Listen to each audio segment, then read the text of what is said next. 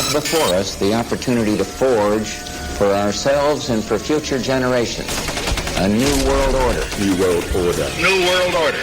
This is a moment to seize. The kaleidoscope has been shaken. The pieces are in flux. Soon they will settle again. Before they do, let us reorder this world around us. A new world order. A world where the United Nations is poised to fulfill the historic vision of its founders. Nevertheless, the United States is in a key position to shape this so that the problem of the Bush presidency will be the emergence of a new international order. The first decade of the 21st century, that out of what will be seen as the greatest restructuring of the global economy,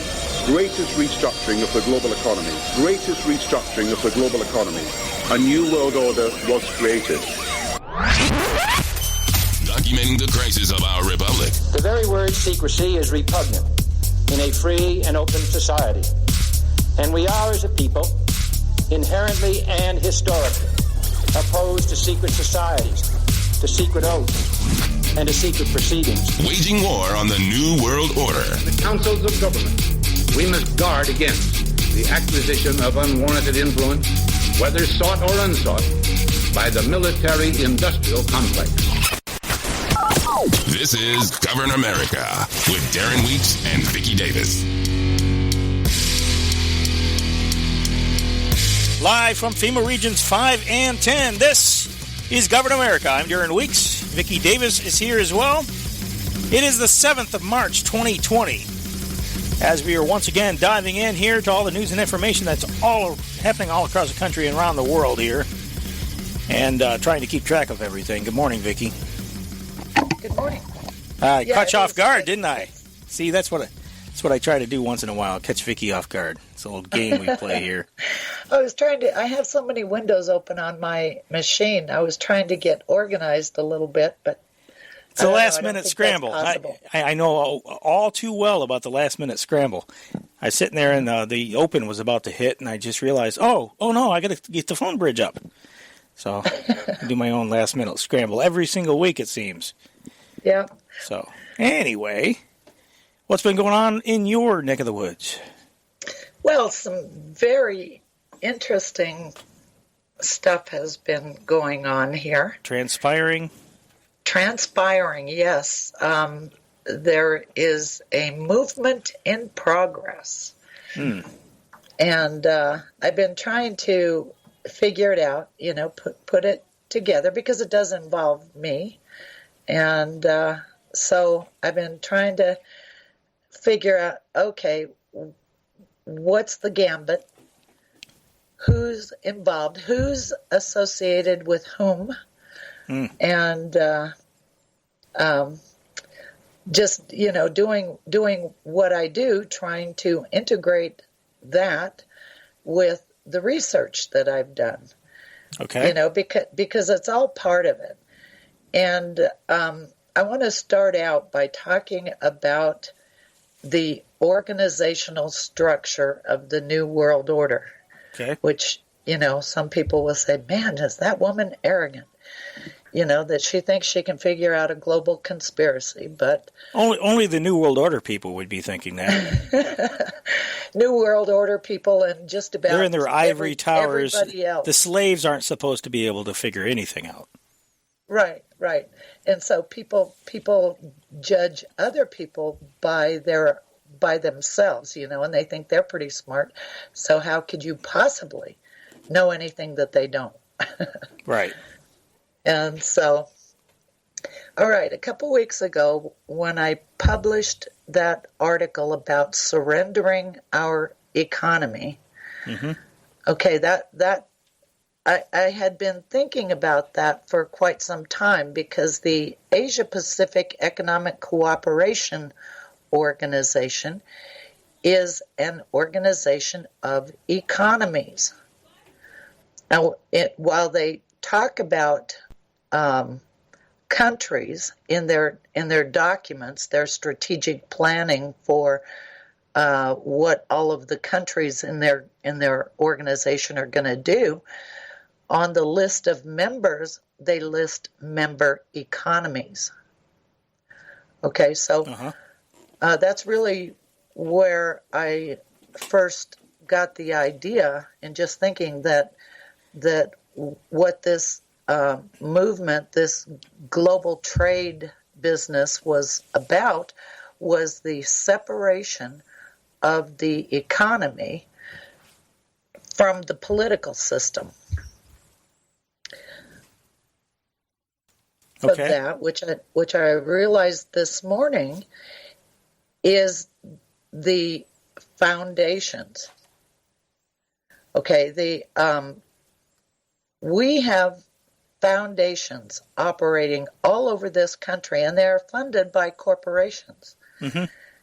And that's the other piece of the conspiracy, really, is that you have the corporations, and then you have the foundations and groups that they fund that are the stakeholders.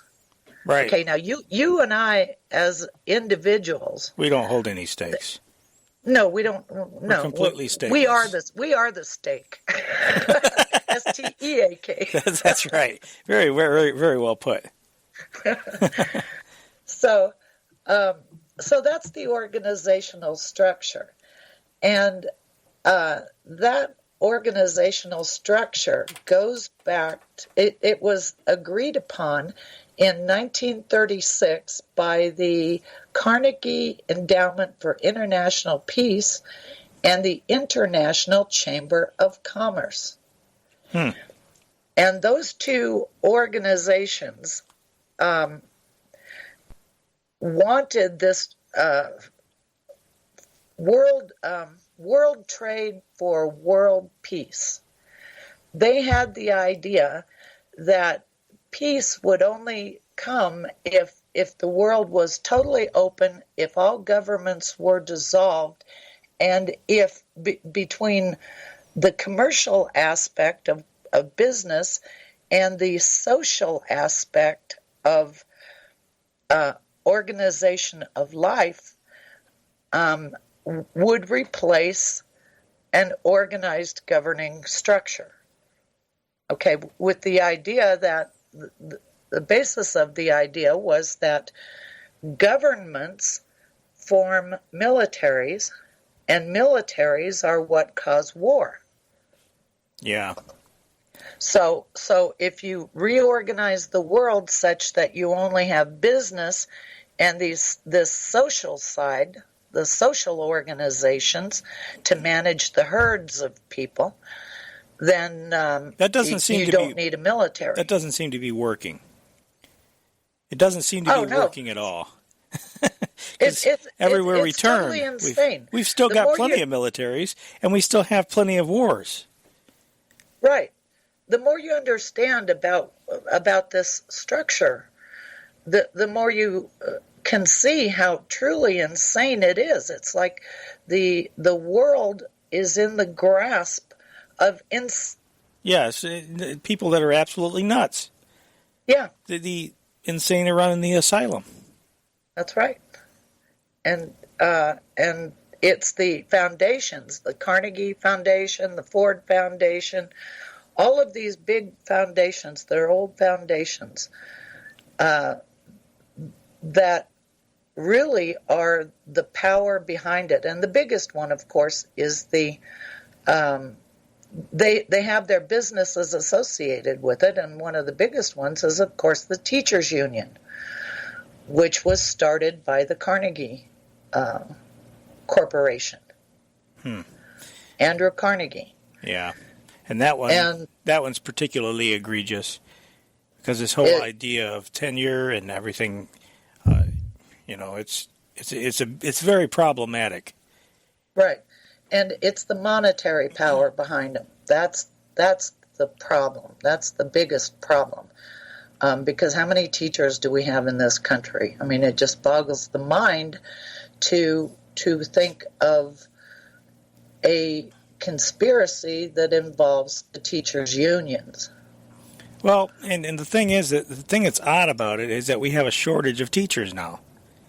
And that's what's strange about it. Everywhere you turn, there's a shortage of teachers.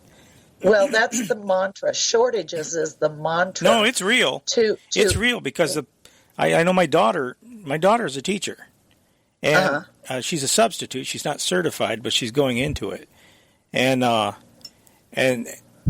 there's a wide open field for people who. I mean, they're even letting people who are not certified to be teachers teach because they literally don't have enough teachers. And the only thing I can figure is that they've had such a. I don't know if it's the school shootings or something, but they have less people going into it now because there's other jobs, other fields that people would rather than having to deal with, I guess, all the red tape or something. I don't know. Well, it's all part of the social engineering and what is going to be the privatization of the schools. See, they're trying to break the school system, and most teachers don't really, I don't think they might know about it, but teachers never stand up and say anything about anything that's going on, which I really don't understand. Well, they don't because they would probably lose their job if they did. Well, you know what? I've noticed many but you know what? Here's the thing. If it weren't for good teachers, we're not anti-teacher either because, at least I'm not, because if it weren't for good teachers, we'd have a whole generation of people right now that don't know how to read. School to work, or not school to work, but the old Phonics system of reading and writing. When they were trying to teach that, word recognition stuff. Yeah. Years ago, I forget what they call it now, but teacher, exactly, something like that. Some stupid thing. Site where you just recognize the word. You don't teach them phonics. You don't teach them what the letter sounds are and that sort of thing. It was the teachers that said, this is stupid. And they continued teaching them the proper way.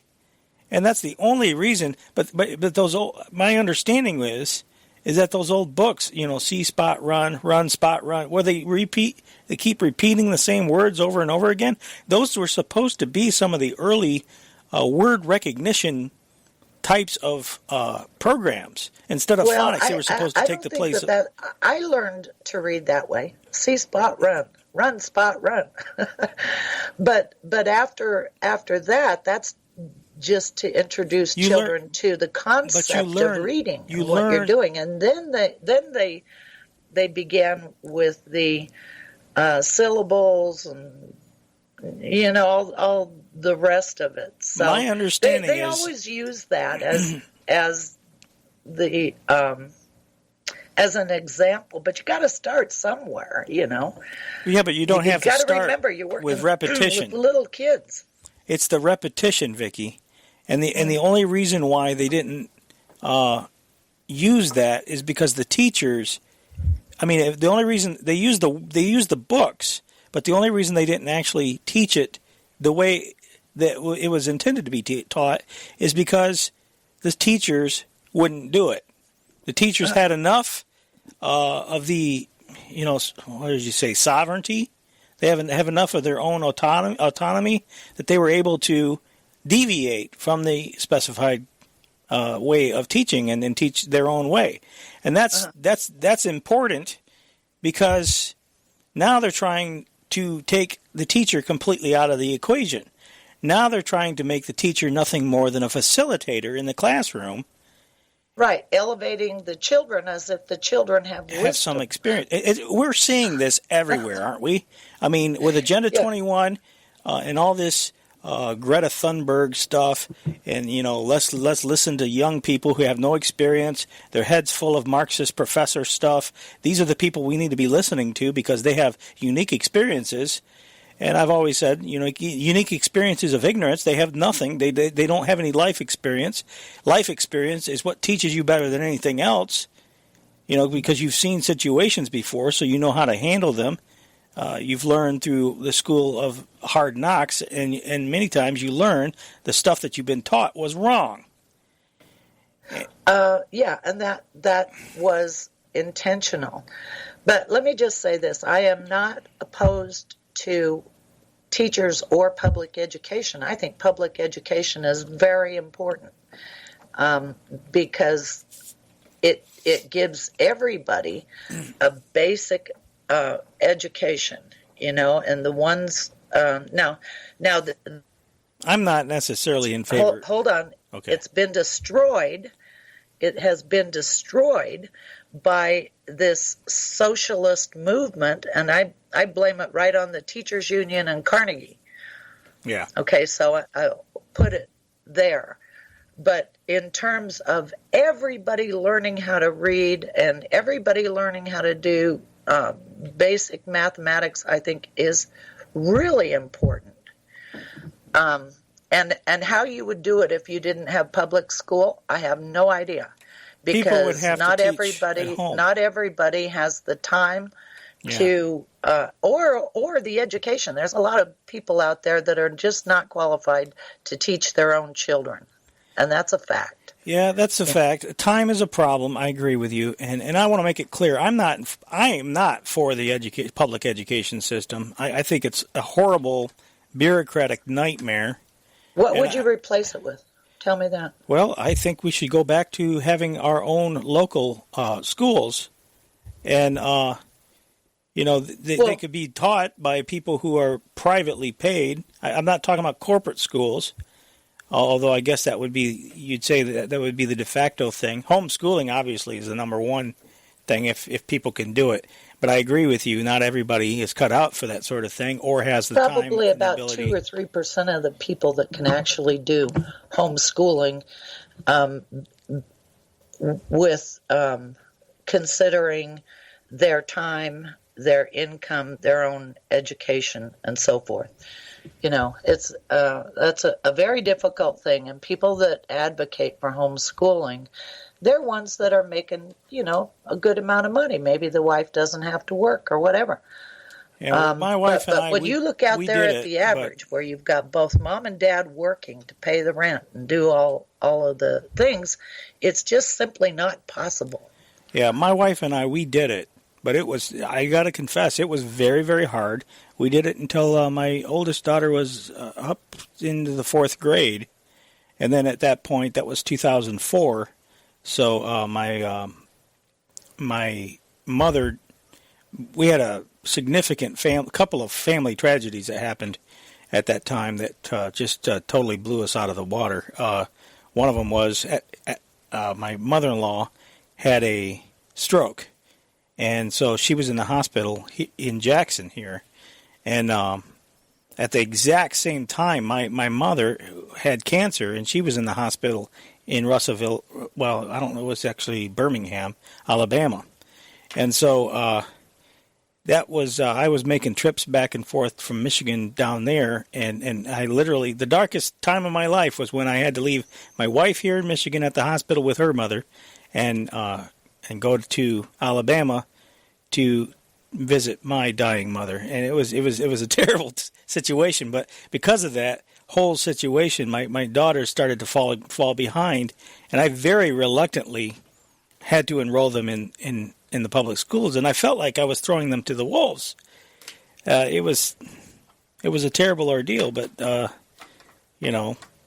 it sometimes you got to do things you don't want to do, but we did it. Now the later, I think the later on in life, the more advanced the curricula gets, the more difficult it is. Teaching basics. I can honestly say I taught both my daughters how to read and write, and my wife taught them mathematics, and we taught them science and stuff. And there was a lot of things. Socialization is something you have to go out of your way and really try to do.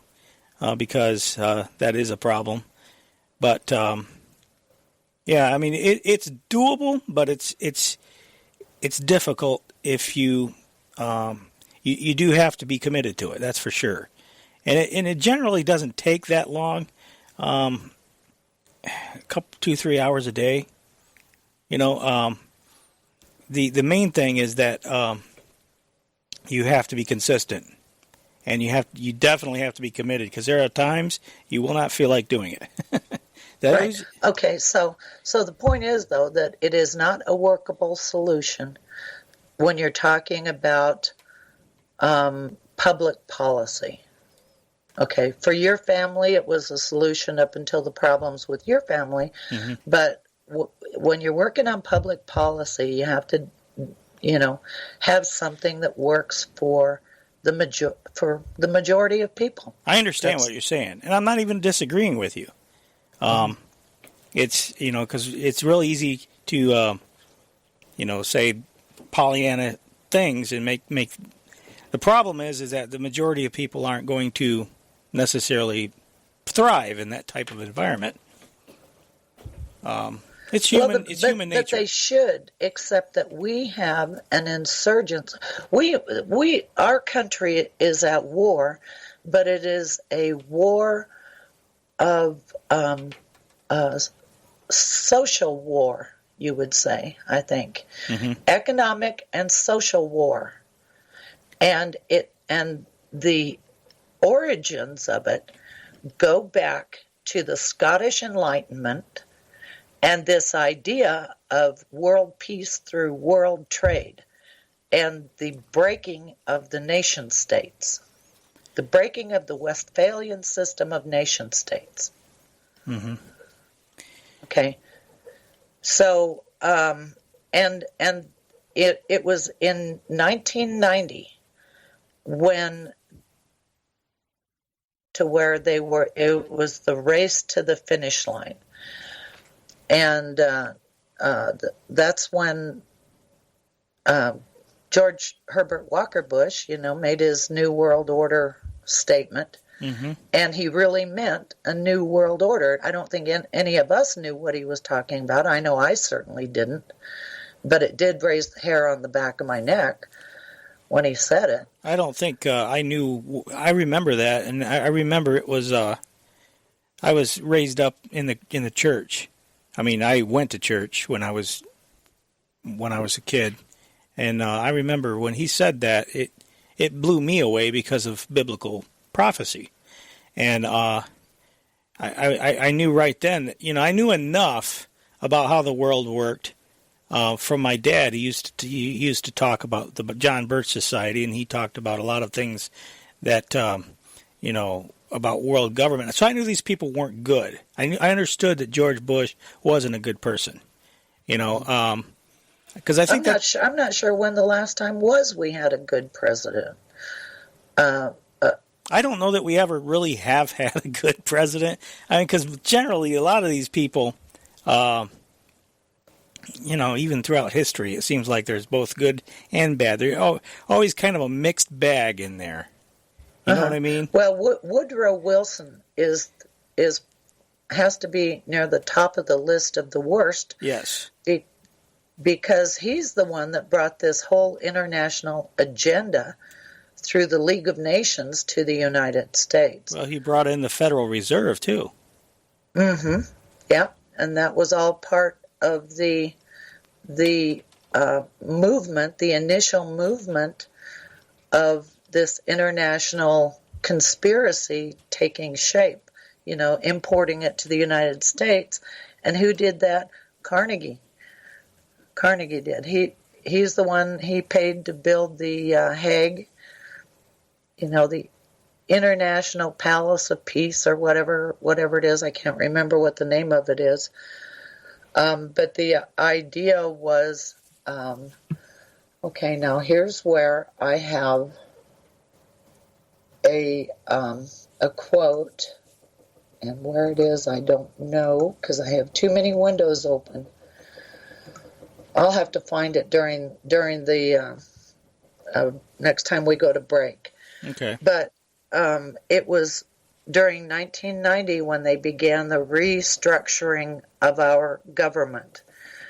And I've said this before, that it was actually George Herbert Walker Bush that initiated the redesign of our healthcare system. Mm-hmm. And he's the one that started initiated the redesign of our education system. There was a summit at Charlottesville, and Bill Clinton was the governor of Arkansas at the time. But there was that, and he initiated the talks with Mexico and Canada for the NAFTA agreement. And it was under the guise of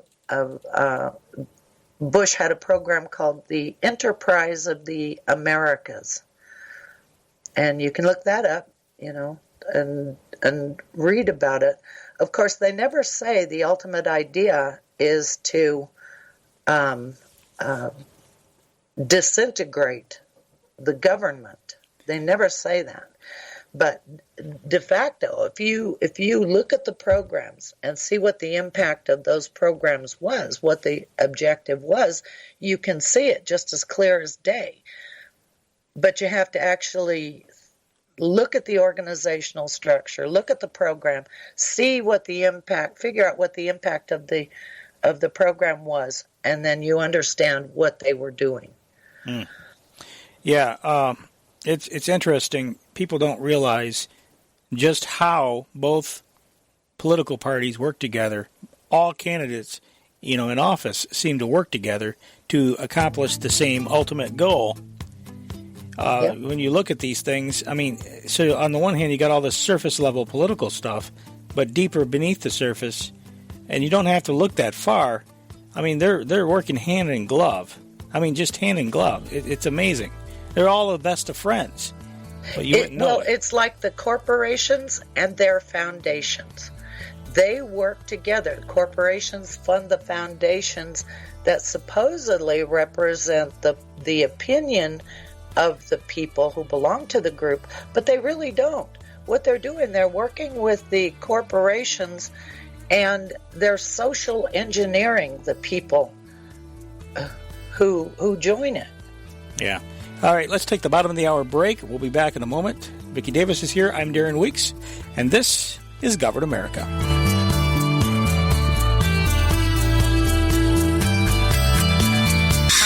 Where the spooks go to find out what's really going on.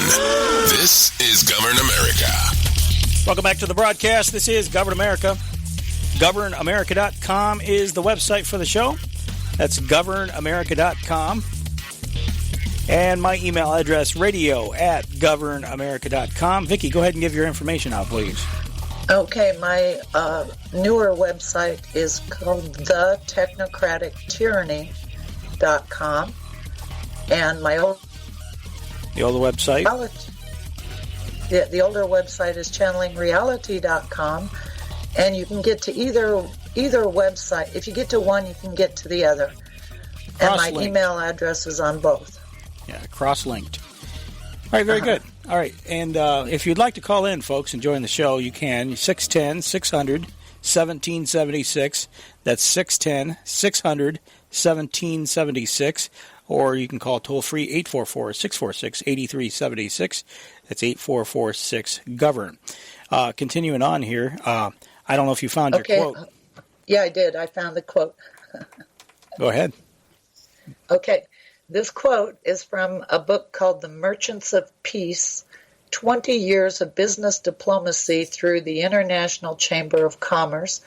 It was written by George Ridgway, who was a professor of history at Wells College. And the copyright on it is by the Carnegie Endowment for International Peace. Okay, so this is like right from the horse's mouth. Mm-hmm. It says, the idea of an international regime of law based upon popular consent and sustained and developed by organized opinion throughout the world was implicit in the pre-war democratic conception of a world parliament which gave birth to the League of Nations. Okay? Against the arbitrary acts of autocrats, President Wilson marshaled the organized opinion of mankind. A worldwide democratic regime of law, according to the Wilsonian thesis, could not be achieved or sustained by power politics. The extension of the reign of Parliament to the international sphere meant the spread of this liberation to the great stage of the world itself. To the democratic slogan, liberty, equality, fraternity, President Wilson of pre-war parliamentary reformers' public opinion. The rule of international law was in the last analysis. Hey, Vicky, Skype got you there. That last President Wilson. Start back from there. Oh, okay. President Wilson added the watchword of pre-war parliamentary reformers' public opinion. Okay. The rule of international law was, in the last analysis, to be the rule of world opinion. Yeah, think about that. The rule of world opinion. And what's going on in our country today? Well, I think we just got a show title.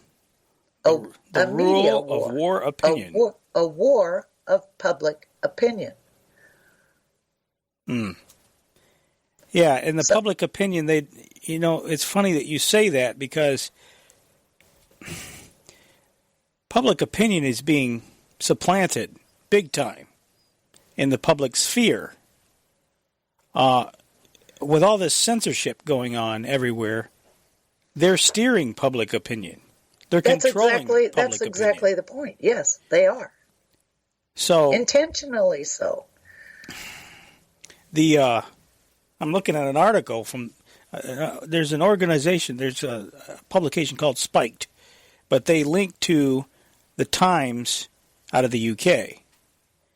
And that's who they're getting this information from.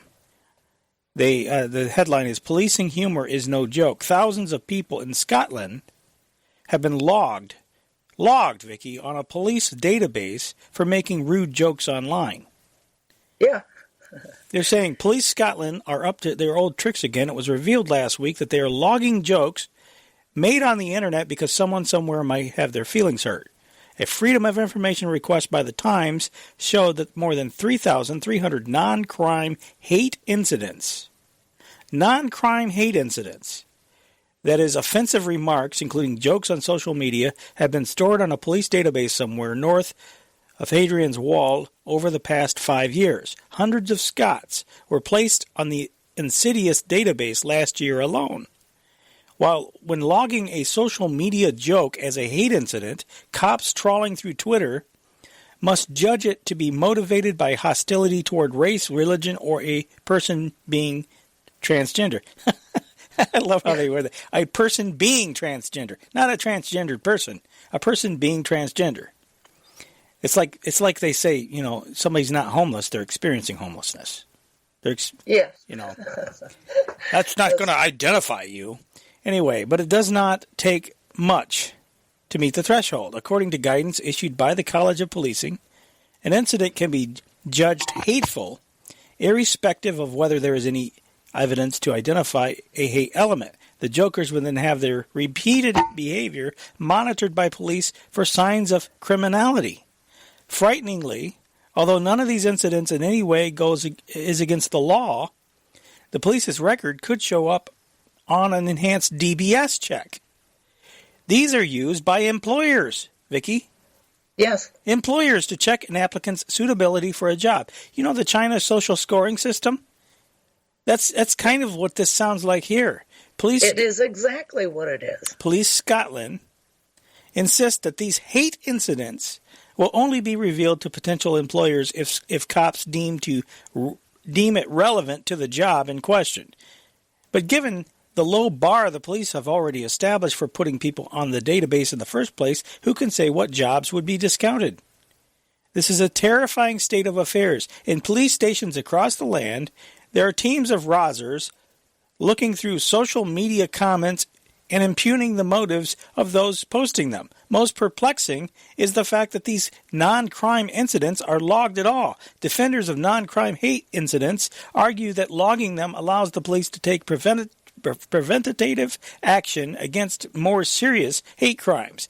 But that is as nonsensical as keeping a record of tobacco smokers on the off chance that they graduate to weed. Police in a supposedly free country should not be compiling files on citizens for the jokes they've made or anything else they say or think. Anyway, right. It goes on from there. See, what those people are doing is going against the officially adopted the officially sanctioned opinion of some foundation or another. Yeah, or some there's organization or another. There's accepted opinions, and then there's non-accepted opinions. And if you don't fit into the mold, if you don't fit into the right puzzle, then you're going to be an outcast. And yes. This is no different than the social credit scoring system. And Scotland's supposed to be a free country. You know, it's a part of it. You know. Well, in a way, Scotland kind of deserves this because the whole peace movement started in Scotland, and that's where Carnegie was from, Scotland, and it was during the Scottish Enlightenment when this whole movement began. Okay, so I'm just kidding, of course, that they don't really deserve it. Nobody deserves this, but they don't have any more control over their leaders, if I can use that terminology, than we have over ours. That's right. That's the problem. That's right, because you have the partnership between corporations that started out as the trades unions over in the UK, the guilds, trade unions, and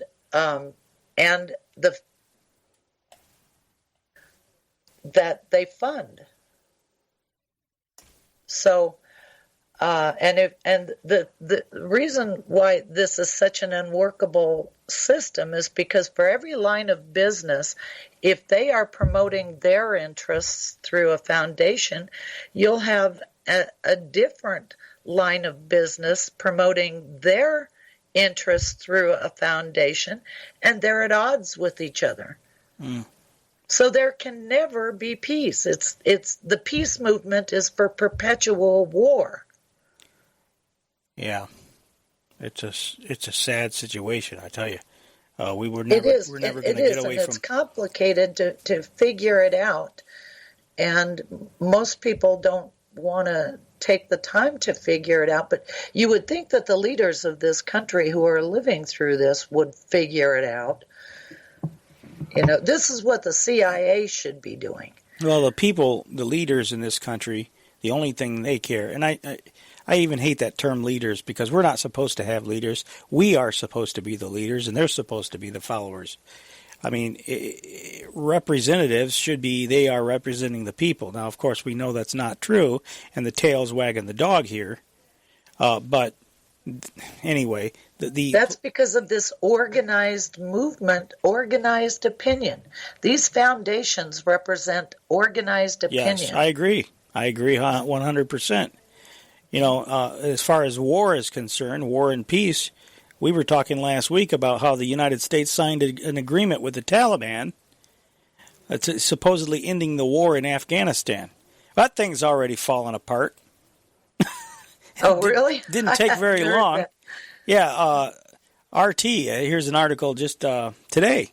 Afghanistan. By the way, it didn't take a week. By the way, I saw in the news earlier in the week, like 1 or 2 days after they did this, the cracks were already being formed.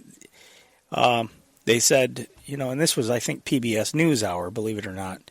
But Afghanistan refuses to free Taliban prisoners under U.S. peace deal without executive guarantee. They say the proposed release of 5,000 jailed Taliban fighters required under their peace deal with the U.S. can happen only if the Afghan government gets a guarantee that they will not return to violence. So, you know, the people's request is that there should be executive guarantee so that these people will not return to violence once they're released. The Afghan leader told Parliament on Saturday, adding that a transparent mechanism has to be established to enact that part of the Taliban-U.S. deal.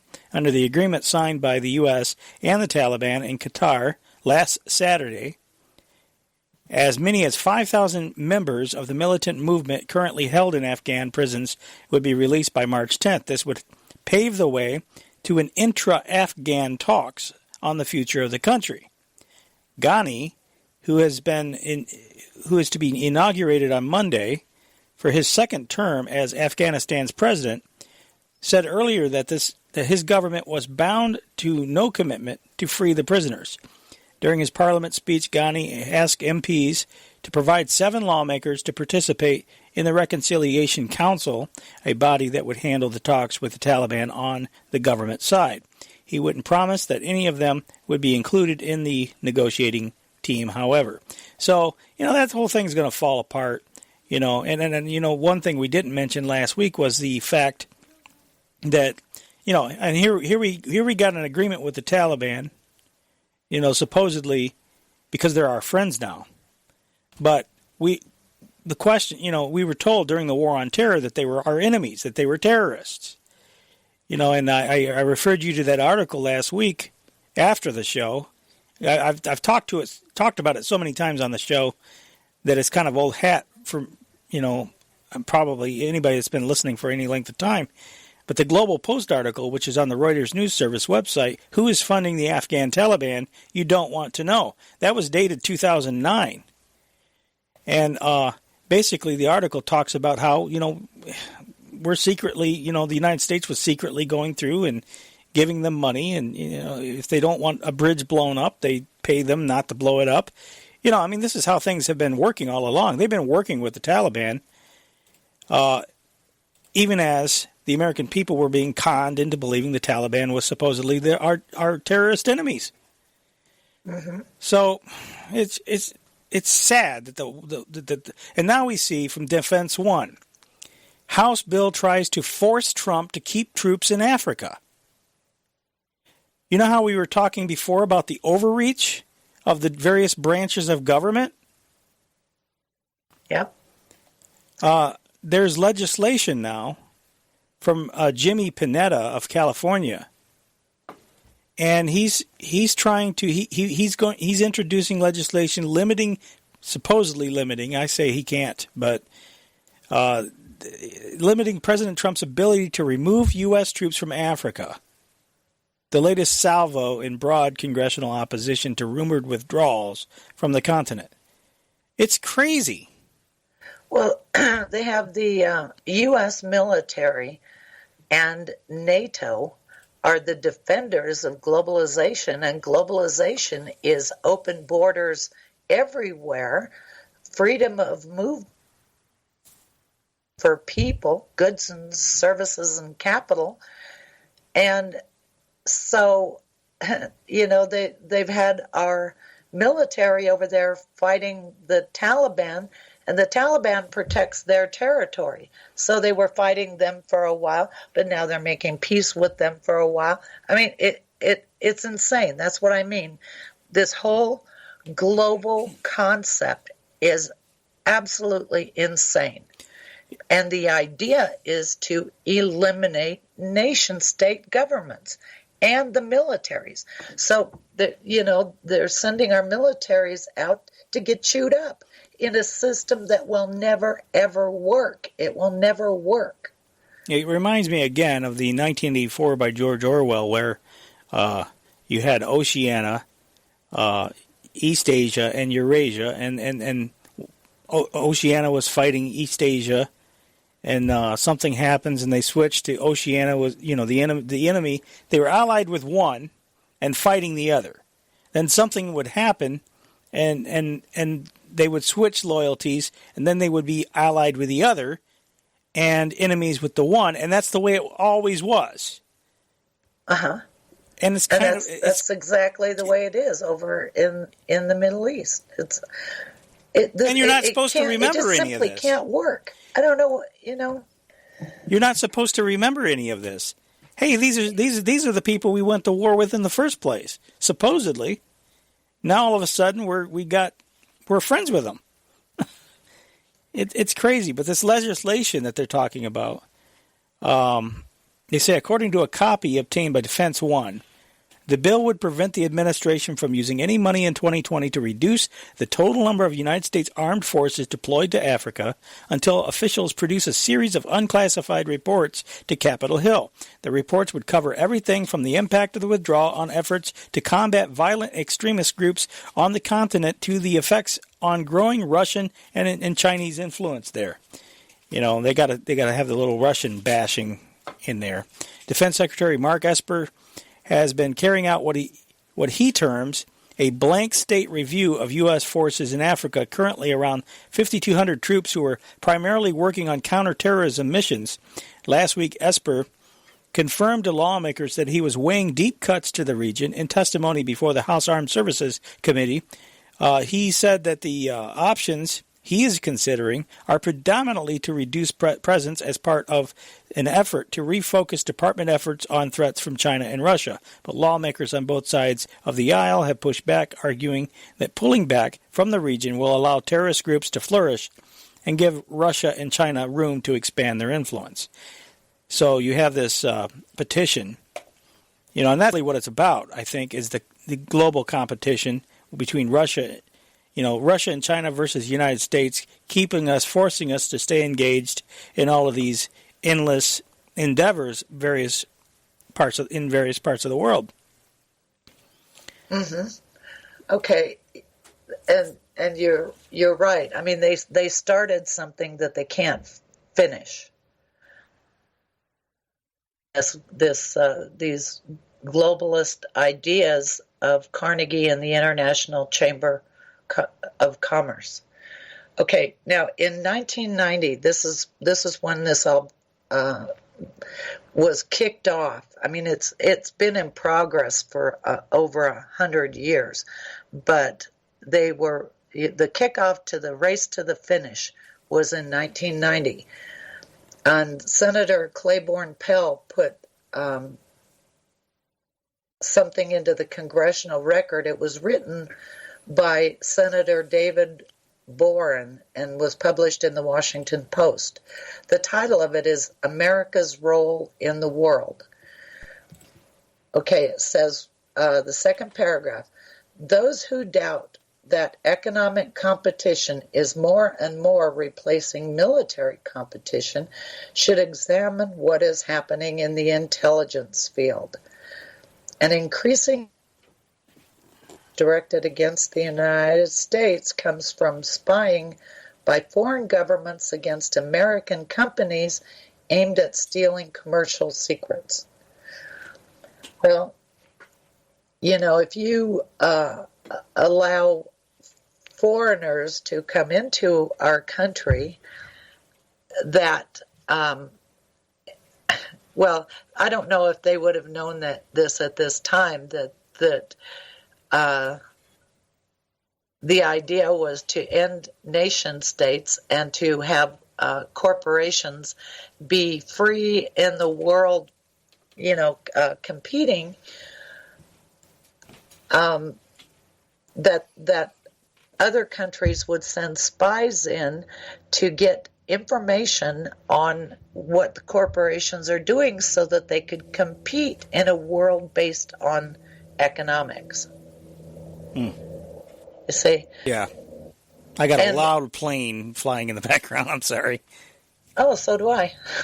Oh, maybe I'm hearing your plane. Maybe you are. Sorry. Anyway, having economic spies come into the country is nothing new. When I worked in Silicon Valley, they were already implementing security measures to keep their trade secrets because they knew there were economic spies, and that was in the 1970s. Wow. So that was nothing new, Mm-hmm. Corporations have known that for a long time. But they're setting up the competition, this global conspiracy setting up a competition for regional competition based on economy and public opinion. So without nation states getting involved. And that's what the privatization of government was all about. Standing down governments and telling corporations,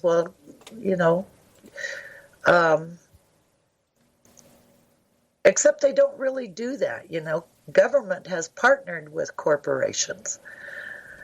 So yeah, we hear so much about free enterprise. We hear so much, we have this political contest going on right now where, I mean, the Democratic candidates have basically been dropping like flies.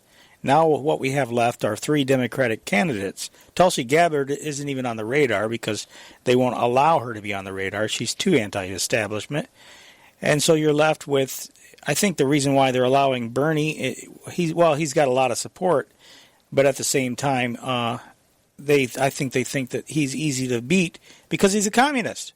I mean, he denies being a communist, but he admits to being a democratic socialist. But the point is that he's very easy to take down on the grounds that he's way too communistic. And so I think that that's the reason. And so here we're left with crazy Joe Biden, who half the time doesn't even know where he is. He has senile dementia. Oh my gosh! I've got a whole stack of clips I could play. Maybe we'll do that after the break. I mean, I could probably do a whole show on Joe Biden's senility. I mean, it's unbelievable. Of course, he's had senile dementia for decades. Yeah, maybe we'll get into have a little fun at Joe's expense. In the second hour, because it's gotten really, really bad. But you got, on the one hand, you got Joe Biden. And then on the other hand, you've got Bernie Sanders, who's a communist. And this is the best they can do. So, as I see it, I don't see how Trump can't, unless the economy goes completely to crap, which could very well happen. You know what? I think that is intentional.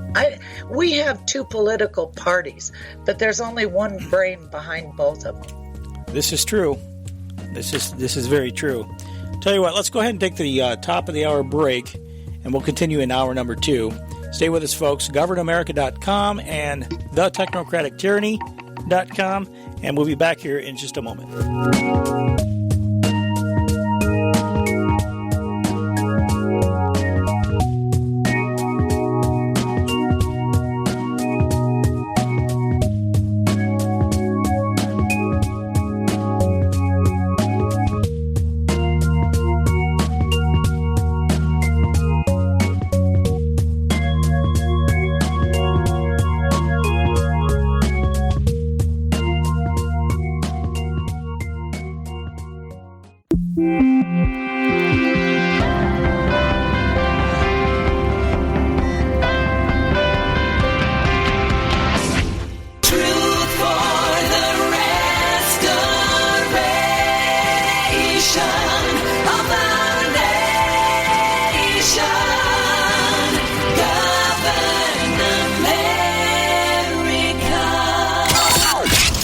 Before us the opportunity to forge for ourselves and for future generations a new world order. New world order. New world order. This is a moment to seize. The kaleidoscope has been shaken. The pieces are in flux. Soon they will settle again. Before they do, let us reorder this world around us. A new world order. A world where the United Nations is poised to fulfill the historic vision of its founders. Nevertheless, the United States is in a key position to shape this so that the problem of the Bush presidency will be the emergence of a new international order. The first decade of the 21st century, that out of what will be seen as the greatest restructuring of the global economy,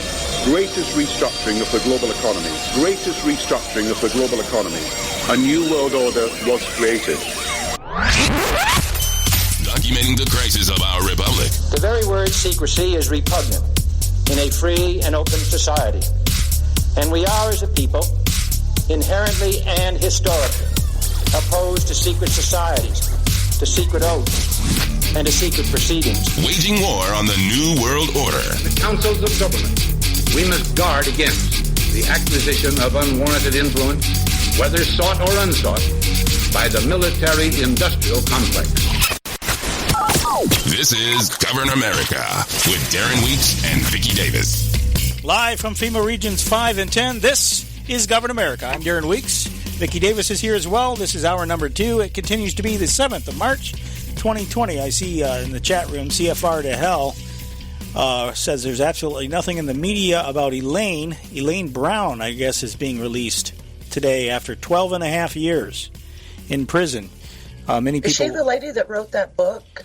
about the Indians? I don't know. She's the one, if you remember, Ed and Elaine Brown did they decided, in fact, as I recall, they were pretty affluent. She was a dentist, and I forget what Ed's profession was, but they were the ones that they were standing off with police, with the federal goons, the goon squad, over taxes. They decided. Oh. They learned about the fraudulent nature of the income tax system, and they made a moral, conscious decision to quit paying federal income taxes. And as a result, of course, very predictably, the income tax system is a part of the Federal Reserve System. It's all tied in together, and that is the sacred cow. That is the sacred cow that you're not allowed to touch.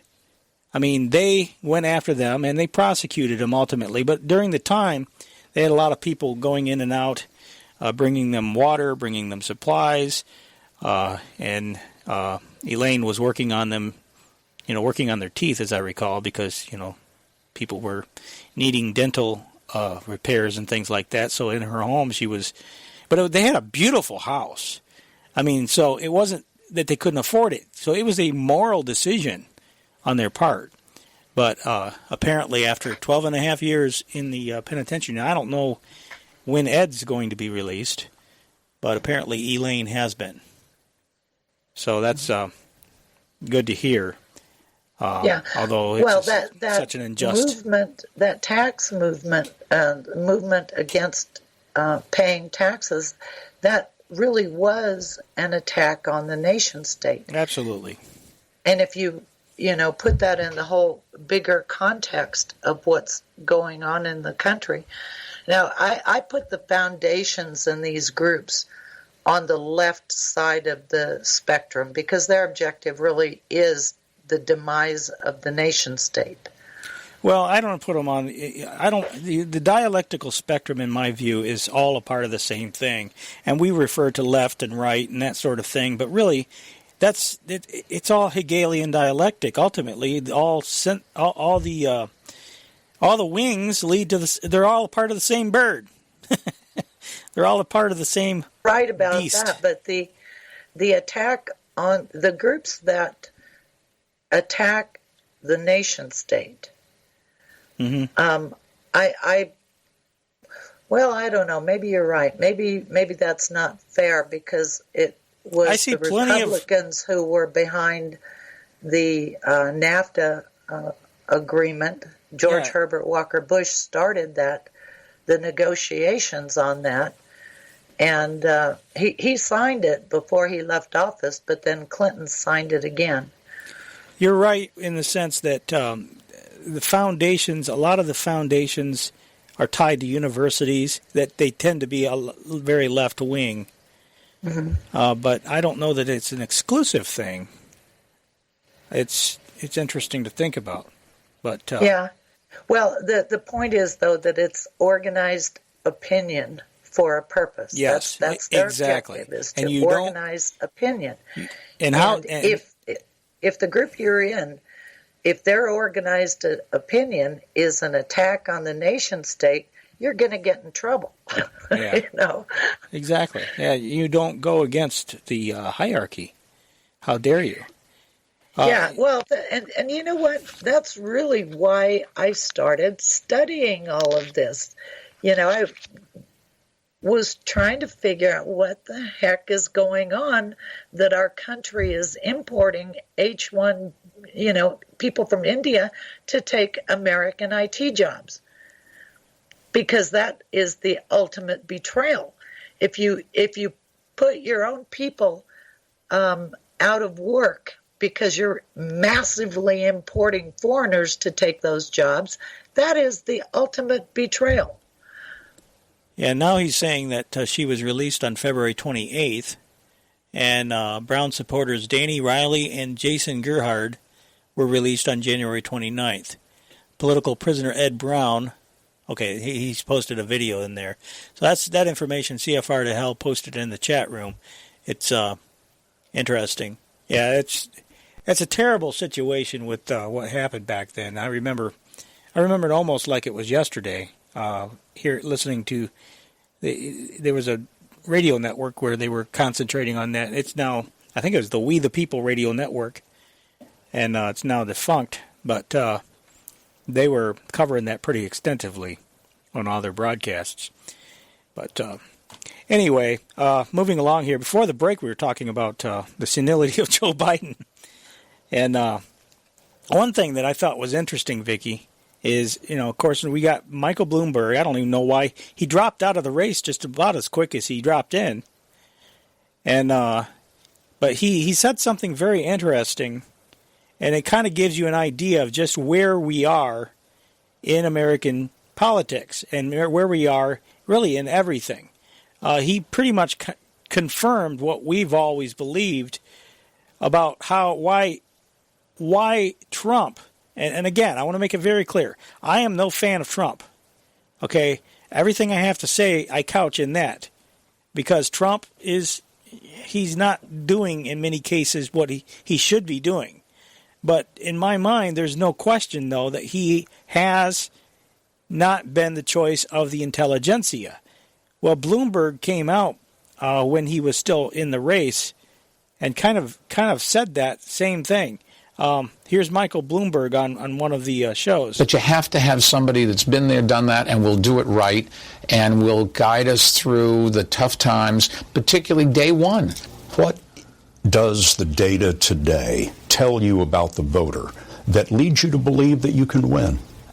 A few years ago, there was a revolution against the intelligentsia. People said, those people, particularly on the coasts, are trying to tell us what to do. They wanted a change.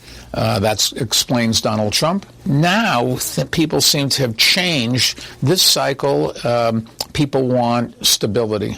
So, I thought that was pretty important because Bloomberg's admitting here that the election of Donald Trump was the people rising up against the intelligentsia. Mm-hmm. So, for whatever that's worth, I think it's an important thing to point out. Yeah, he's pretty much confirming what we suspected. Last night I watched this really great documentary put on by Frontline. Mm-hmm. It's a 2-part series about the rise of Donald Trump and the whole history behind it. It's really, really good. I highly recommend it. Because it's not that I didn't know a lot of the stuff, but it's a refresher, and it's a refresher in context, in a timeline kind of way. It's really good. All right, very good. Let's have some fun now. Okay. We have Joe Biden, who is always good for a good punchline. Here's Joe Biden on his plans for health care. And for folks in the working class that are below 400, they will, in fact, increase their premiums.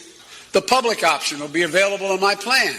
We'll make sure it's not quality. We'll make sure it's only affordable. Make sure it's not quality. So his plan is to make sure health care is not quality. Well, that's the way the whole healthcare system has been redesigned. It's an insurance racket. Yes. You pay your money, they keep your money, and you're not insured. Yeah, so he's telling the truth there is what you're getting at. Yeah. So he slipped. Here's Biden at a camp. He slipped a lot. He slipped all right. His cheese is off his cracker. Yeah, that's a very good way to say it. Here's Biden at a campaign stop. He's trying to quote the Declaration of Independence. This is just this past week. We hold these truths to be self-evident. All men and women created by you know the thing. You know the thing. Yes, Yeah, it's the thing. Yeah, okay. And here he is on a show with Chris Wallace of Fox News. And what's funny about this is that he's actually making a comment about the stable genius. And that's a reference to Donald Trump. And Donald Trump's always calling him Sleepy Joe. And, it was early in the morning. I guess he was Sleepy Joe. No, I'm not going to do it. I'm not going to try to, assign names and insults to the stable genius. This is a guy who doesn't know what he's doing. He doesn't know how to run the country. He is making us more unsafe the way he's responding to the coronavirus. He has done virtually nothing well that I can see. And so I can hardly wait to debate him on stage. I want people to see me standing next to him and him standing next to me. We'll see who's sleepy. Mr. Vice President, thank you. Thanks for your time. Please come back in less than 13 years, sir. All right, Chuck. Thank you very much. All right. It's Chris, but anyway. Chris. I just did Chris.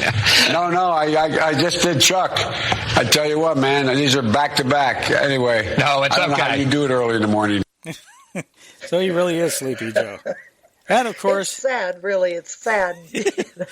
When senior people, start losing it. I worry about myself, honestly. Well, all of us do some of this kind of stuff, where I'll, like, once in a while I'll listen back to a show, and I'll misspeak something, and I'm like, oh, crud, I meant to say this, But, I mean, it seems like Joe does it an awful lot. Here's another little clip of it. So you go ahead and you stack spaghetti sauce. What's that? I said Joe was doing it when he was 40. Exactly. Here's another one. So you go ahead and you stack spaghetti sauce at a store and in a supermarket. You control the guy or the woman who brings out the carts on a forklift. What happens? They make you management. Do you understand any of that? No, not in a context that I can put it in, other than to say the Peter principle. People are promoted to their level of incompetence. So if a guy starts out, stacking spaghetti sauce, and then he gets to be a forklift driver, then he gets promoted to be the manager of the store. Well, it would explain why Senator Joe happened to become senator. Hey, wait a minute. I'm worried about me that I actually did put a meaning to that. Uh-oh. Here he is in 1980s. Now, this is the thing. 1986, Vicky. Here he is saying why he would not make a good vice president. Now, when you got political aspirations, as a politician, why would you be talking about how you're not qualified for a certain office that you could aspire to in a future date? But that's exactly what he did. It would be very hard for me to go out and make the case for my president that I had strong disagreement with. It'd be a hard thing for me to do. And I don't criticize those who do, because you must be a team. So I would not recommend that anyone pick me for vice president. So there you go. He's an alpha male. Nor should we pick him for president either. But anyway, that's kind of so. But now the Democrats are down to 3. As I said, Tulsi Gabbard, though, is being left out altogether. The Democratic Party changed the rules to force her out of the next debate because they're rigging it for Joe Biden. So you have the Democratic Socialist, who's praising every communist system and dictator around the world, and Joe Biden, the punchline to a political joke, who, as I said, half the time doesn't even know where he is. So the Democratic Party is assuring a victory for Trump. Yes. It would seem that way. Mm-hmm. It would seem that way.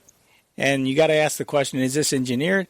They've actually said as much. They've said that they would rather see Donald Trump get reelected than to see Bernie Sanders or Tulsi Gabbard or somebody like that win the nomination. Mm-hmm. So that's, maybe it's the devil you know versus the devil you don't know.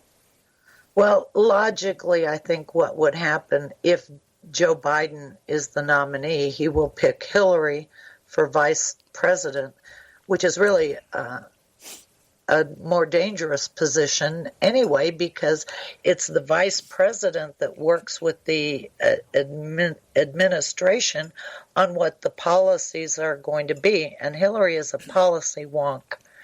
Well, it would be dangerous for Joe Biden, I think, because I don't think she likes to be number two.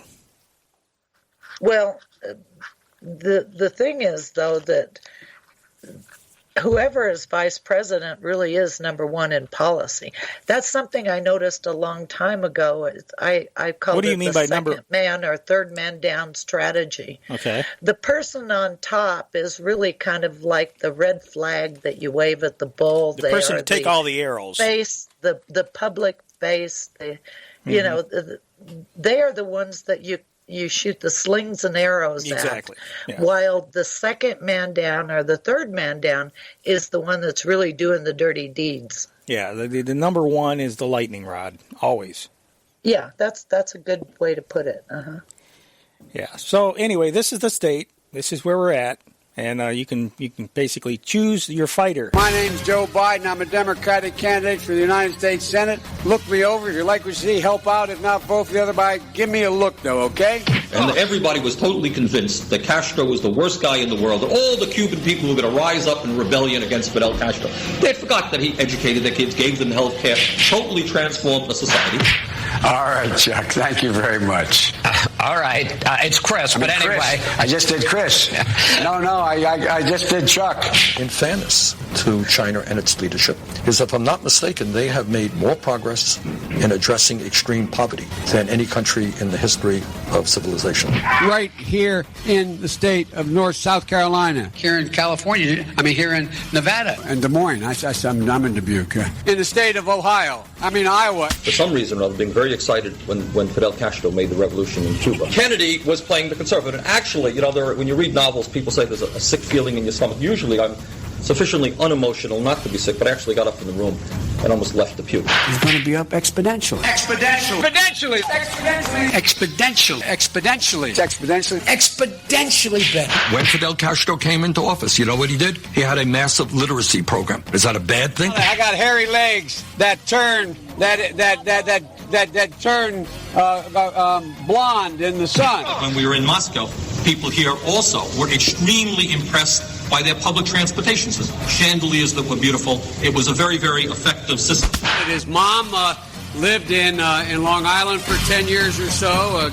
God rest her soul. And although your mom's still alive as your dad passed. Yes, we're a compassionate society. No, we're not a compassionate society. Do you ever regret labeling yourself a democratic socialist? No, I am what I am. We hold these truths to be self-evident. All men and women created by you know the thing. So this is a situation. My favorite one in there is when he's praising, yeah, your mom was a great woman. Oh, wait a minute. She was still alive, isn't she? I had forgotten about that one. That's great. So, well, Joe Biden would give us a lot of entertainment if he was elected. I remember saying when we were still on RBN, I said, dear Lord, please, if we have to have a Democrat, let it be Joe Biden. At least I can get a few laughs out of it. Anyway, one of the claims he made on the trail was that he was arrested in Africa when he was visiting Nelson Mandela. Now, one of the rare moments, CNN actually pressed him on this issue, and he finally had to admit that that wasn't true. I do want to ask you about one thing that you've said repeatedly on the trail. I think it's 3 times now. You said that during a visit to South Africa, to visit Nelson Mandela, which I know was a very memorable visit for you, that you were arrested when you were there. Your campaign has come out since and said, no, you were separated from other people at the airport. But you did say arrest 3 times. Why? Well, what I meant to say was I got off that. Look, I strongly opposed the apartheid. I was one of the leaders. And if you doubt it, go on joebiden.com and look at the exchange between George Shultz and me in the Foreign Relations Committee. And here's the deal. I was with a black delegation, the CDC, the Congressional Black Caucus. They had me get off a plane. The Afrikaners got on in their short pants and their guns, let me off first and moved me in a direction Totally different. I turned around and everybody, the entire black delegation was going another way.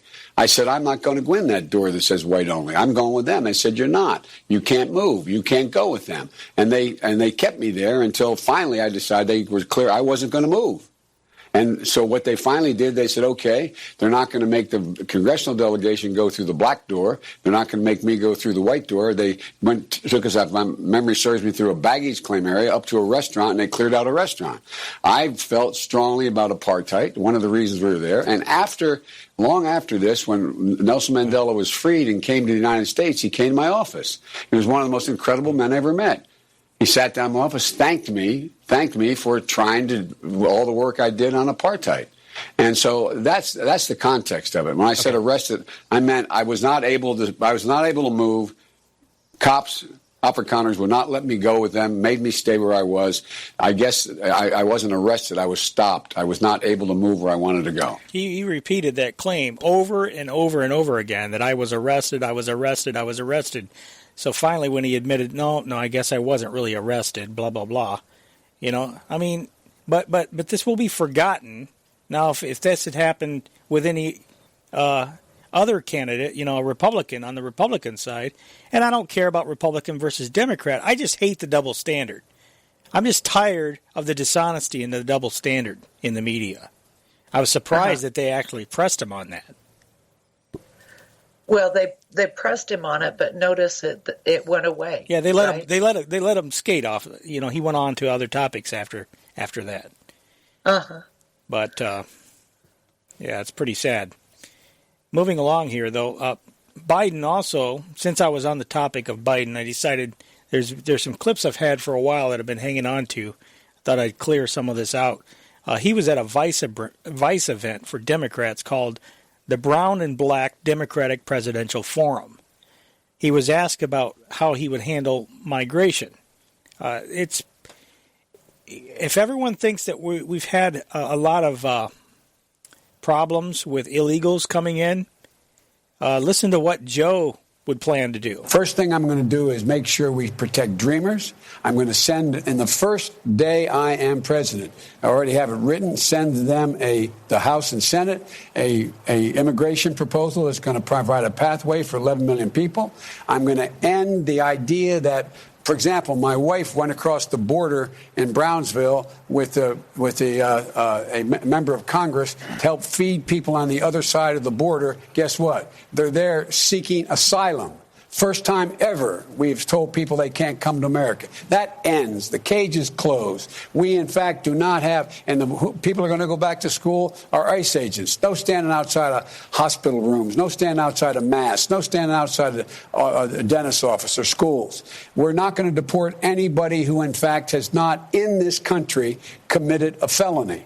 But what happened was the president thought that the best way to get, and the team thought the best way to get a deal was to, in fact, enforce the law and get a commitment that they would, in fact, go forward and do massive change in immigration by a massive program to provide a pathway for 11 million folks. In the meantime, when the Republicans didn't pay fair, the president came along with DACA, first time that ever occurred, and he had a program for family unification, which the court struck down, saying you can't do it by executive order. The fact is that what the president, comparing this president to the present president we had, I think is outrageous. The fact is that we're in a position now where, look, 24 out of every 100 kids in our schools today is Hispanic. 24 out of 100. It's in everybody's interest. The wealthy, the poor, Republicans, Democrats, no matter who they are, to make sure this becomes an incredibly well-educated part of the community. That's how every major wave of immigration has occurred. We should be investing significantly for the safety and the sake of this country.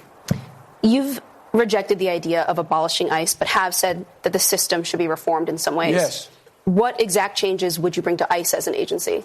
I would hold ICE agents accountable if, in fact, they stepped over my executive orders, which is no arrest of anyone outside of their school. Look at one of the things that's happening is, particularly for Latino and Hispanic kids, is the incredible pressure on them in terms of their their sense of security. They go off to school wondering whether when mom comes and picks them up, is she not going to be there because an ICE agent was there to arrest her? Or she takes them to the doctor, that she's going to not be there because she is, quote, undocumented, and an ICE agent is going to pick them up. So how do you change the culture? You change the culture by saying you're going to get fired.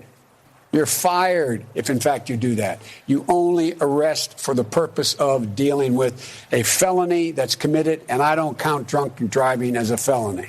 How exactly would you detain immigrants, if at all, in a Biden administration? The way we did when we reformed the system with the DACA, I would not retain them behind bars. They show up. No, here's what they do. They show up. Sometimes you have an ankle bracelet, you set a hearing. We have to surge. We have to surge to the border, to the areas where people are being held. Get rid of all the cages, everybody out of prisons. Be in a position where if the most you put on is an ankle bracelet, that you give a date, you're going to show up for an immigration hearing, and they show up. Is that for children, adults and children? Across the board. Totally across the board. And you shouldn't be you don't have to put any ankle bracelets on a child. The child shows up when, in fact, they're with the parent. So turn them all loose is what he's saying here.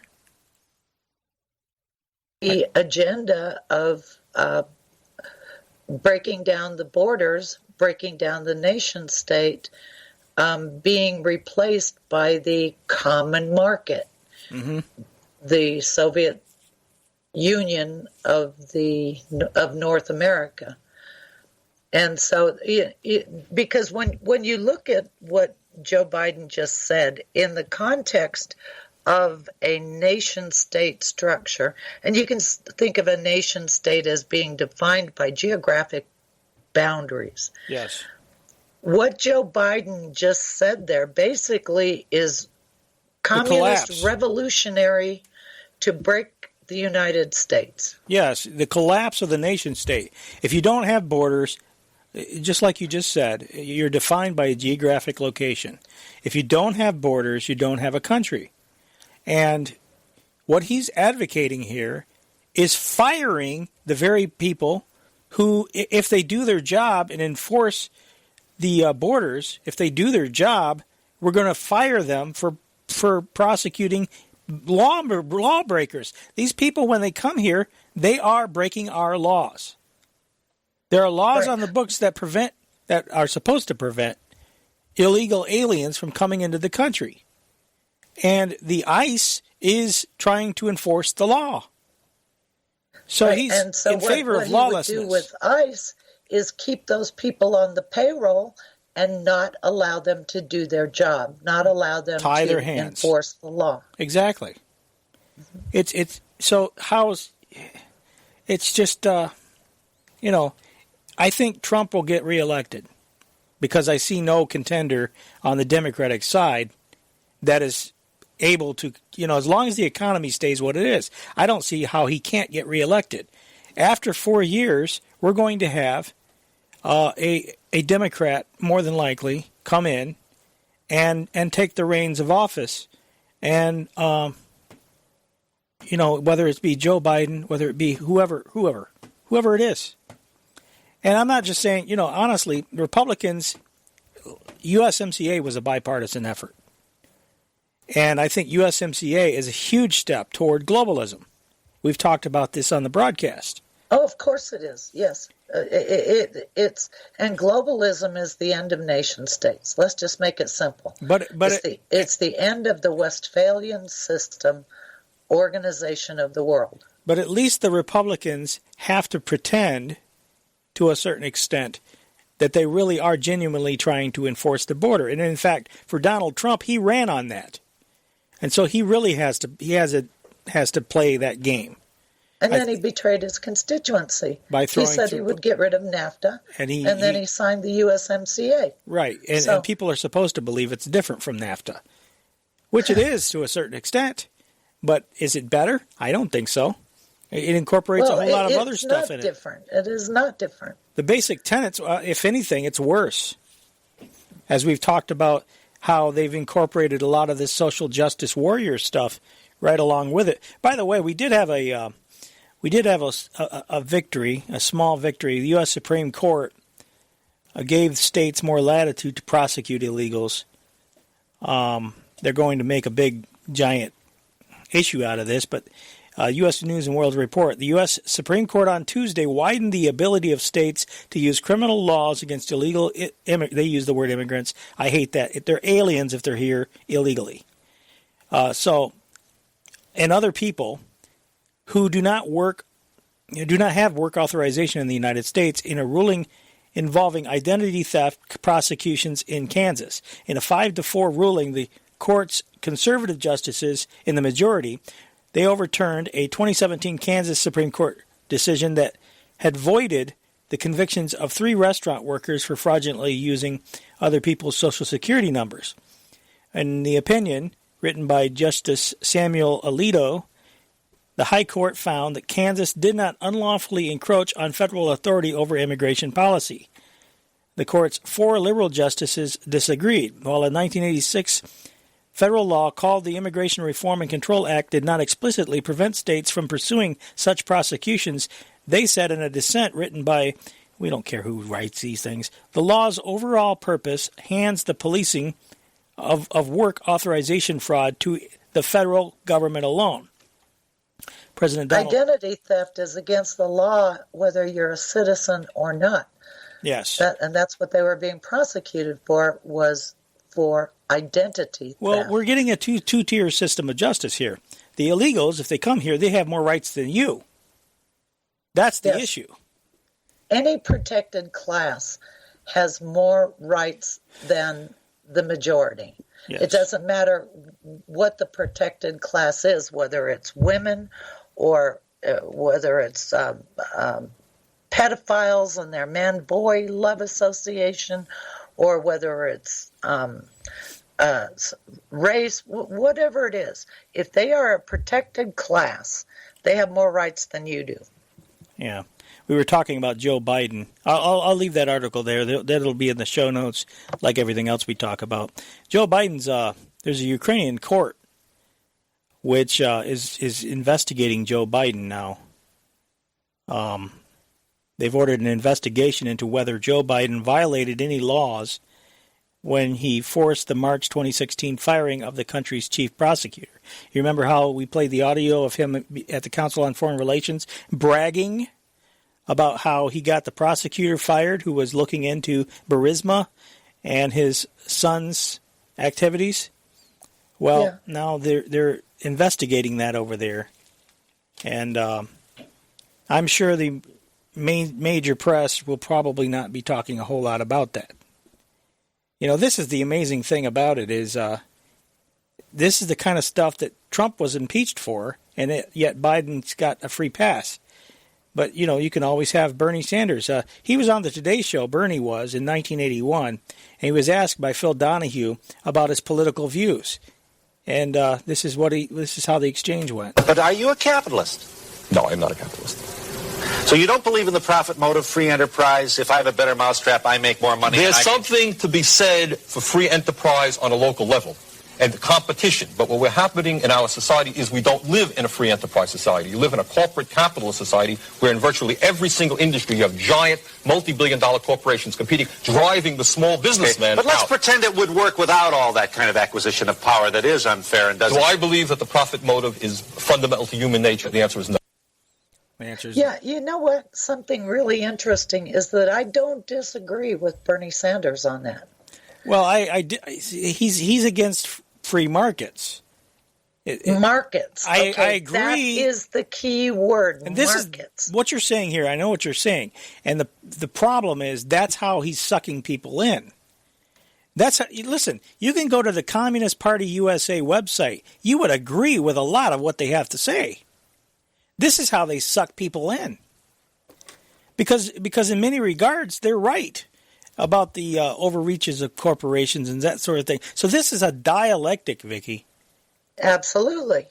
This is a dialectic that's being put forth. And who is losing in this dialectic? It's the average working people. It's just the people who are trying to live their lives, raise their children, just live a normal life. They are the losers in this whole dialectic.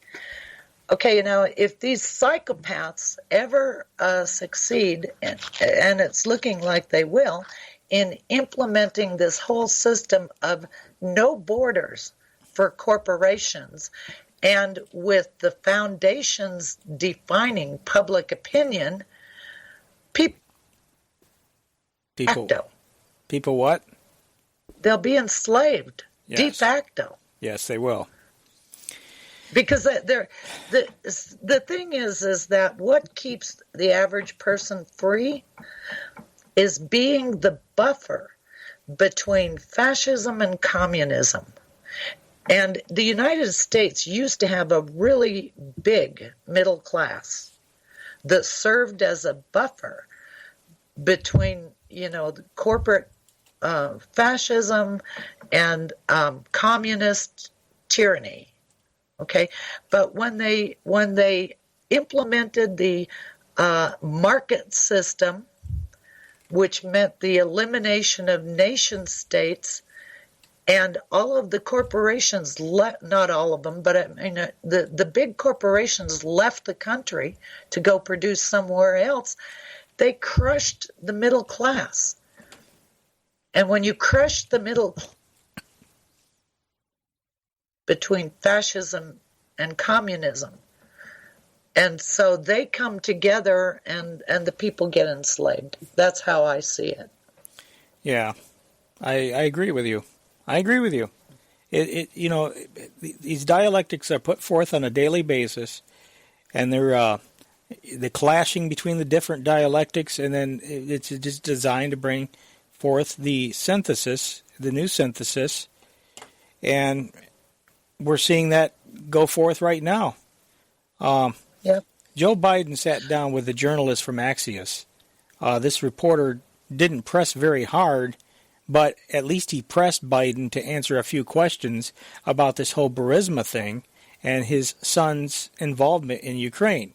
It's one of the rare moments that Joe actually had to answer some questions. And it wasn't very comfortable for him. It was very clear he doesn't like it. There's one thing that a lot of Democrats even do wonder about, and that is Hunter Biden, your son, was getting paid a lot of money to serve on the board of a Ukrainian energy company facing serious corruption charges. You were the vice president running point on Ukraine. The average Joe hears that and says, that sounds fishy. What's your understanding of what your son was doing for an extraordinary amount of money? I don't know what he was doing. I know he was on the board. I found out he was on the board after he was on the board, and that was it. And there's nobody... Well, you've had a lot of time. Isn't this something you want to get to the bottom of? No, because I trust my son. But that doesn't pass the smell test. Like, when you're vice president, isn't there a higher standard? Don't you need to know what's happening with your family? Don't you need to put down some guardrails? Unless there was something that was... there was something on its face that was wrong. There's nothing on its face that was wrong. So look, if you want to talk about problems, let's talk about Trump's family. Let's divert attention elsewhere. Yeah. So he started getting a little more testy as the interview goes on. I mean, come on. Come on. So these guys are amazing. So you think that everything that happened was kosher? There's not one single bit of evidence, not one little tiny bit, to suggest anything done was wrong. You know that. But you keep asking me these questions. It's okay. You're doing what you have to do. But I'm not worried about it. Look, the American public knows me. Last one on this. Say you're elected, you're in office. What guardrails would you have to be sure that your son, your brother Jimmy, doesn't do anything to trade on the family name? They will not be engaged in any foreign business because of what's happened in this administration. No one's going to be seeking patents for things from China. No one's going to be engaged in that kind of thing. So no foreign business for your relatives? So it's clear Joe Biden... He can't say that because he doesn't control his adult son. Well, the whole thing is bullcrap anyway. I mean, he knows good and well.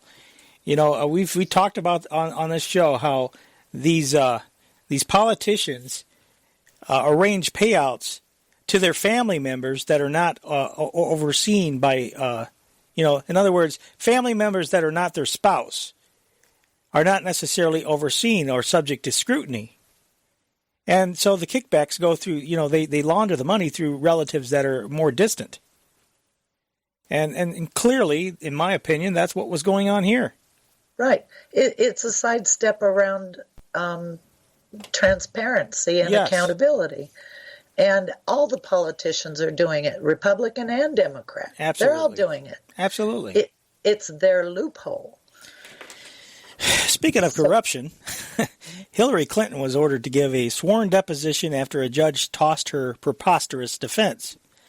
This came from Zero Hedge. The ruling is in response to a conservative legal group's lawsuit, Judicial Watch versus the U.S. Department of State. Apparently, Judicial Watch famously uncovered in 2014 that the talking points that provided the basis for Susan Rice's false statements that were created by the Obama White House, the Freedom of Information Act lawsuit, led directly to the disclosure of the Clinton email system in 2015. Discovery of the case began in December 2018 when Judge Royce C. Lamberth allowed Judicial Watch to explore whether Clinton's use of a private email server was intended to circumvent FOIA requests.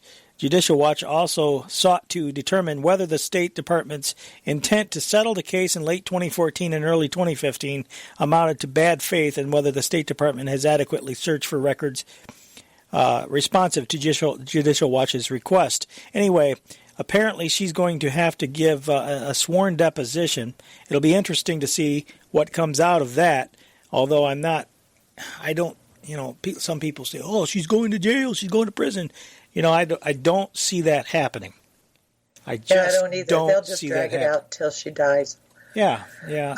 Can you remind me, what part did Susan Rice play in this whole thing? Honestly, I don't remember either.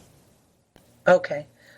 Because I found a video recently of Ron Brown at the beginning of the Clinton administration, and it's really, I think it ties all of the agendas together.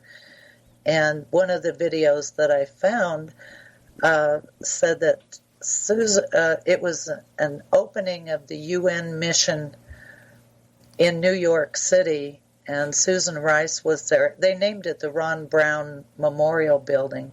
Susan Rice was there, and she apparently was mentored by Ron Brown. Interesting. Yeah. And Ron Brown... He's the guy that died in the plane crash, although he had a bullet in his head when he... Right. He was the Secretary of Commerce.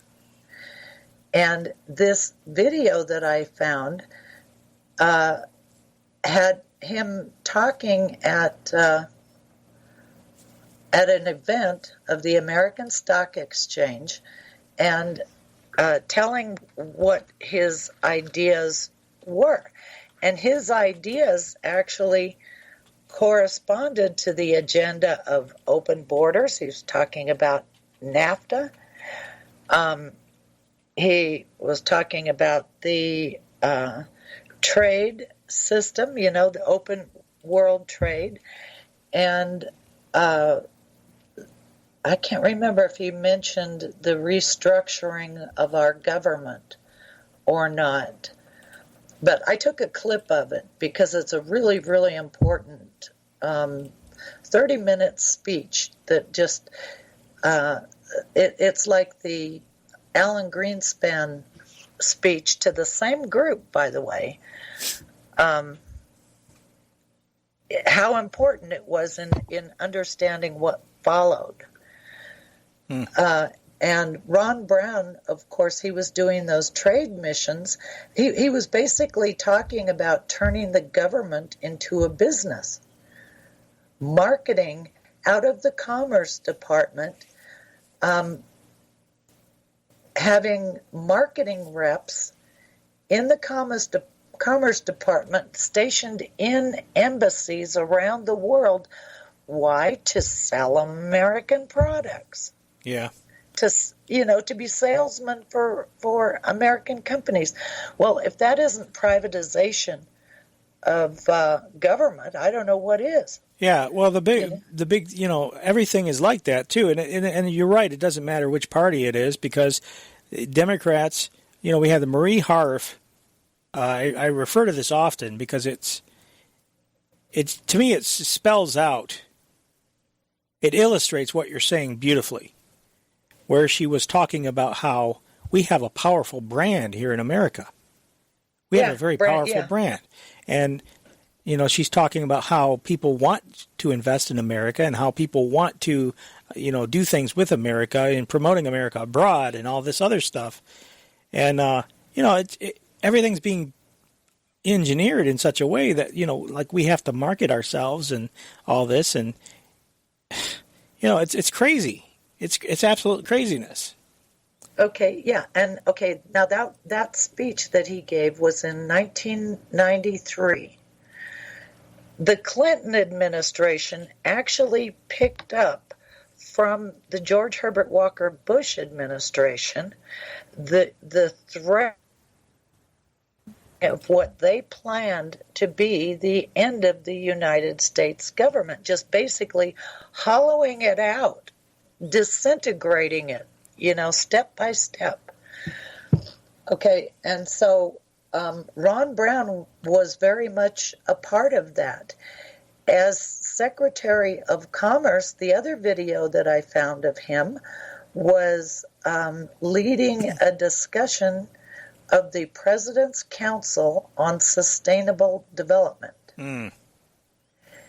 And the President's Council on Sustainable Development was the public-private organization of the redesign of government. Okay. Now,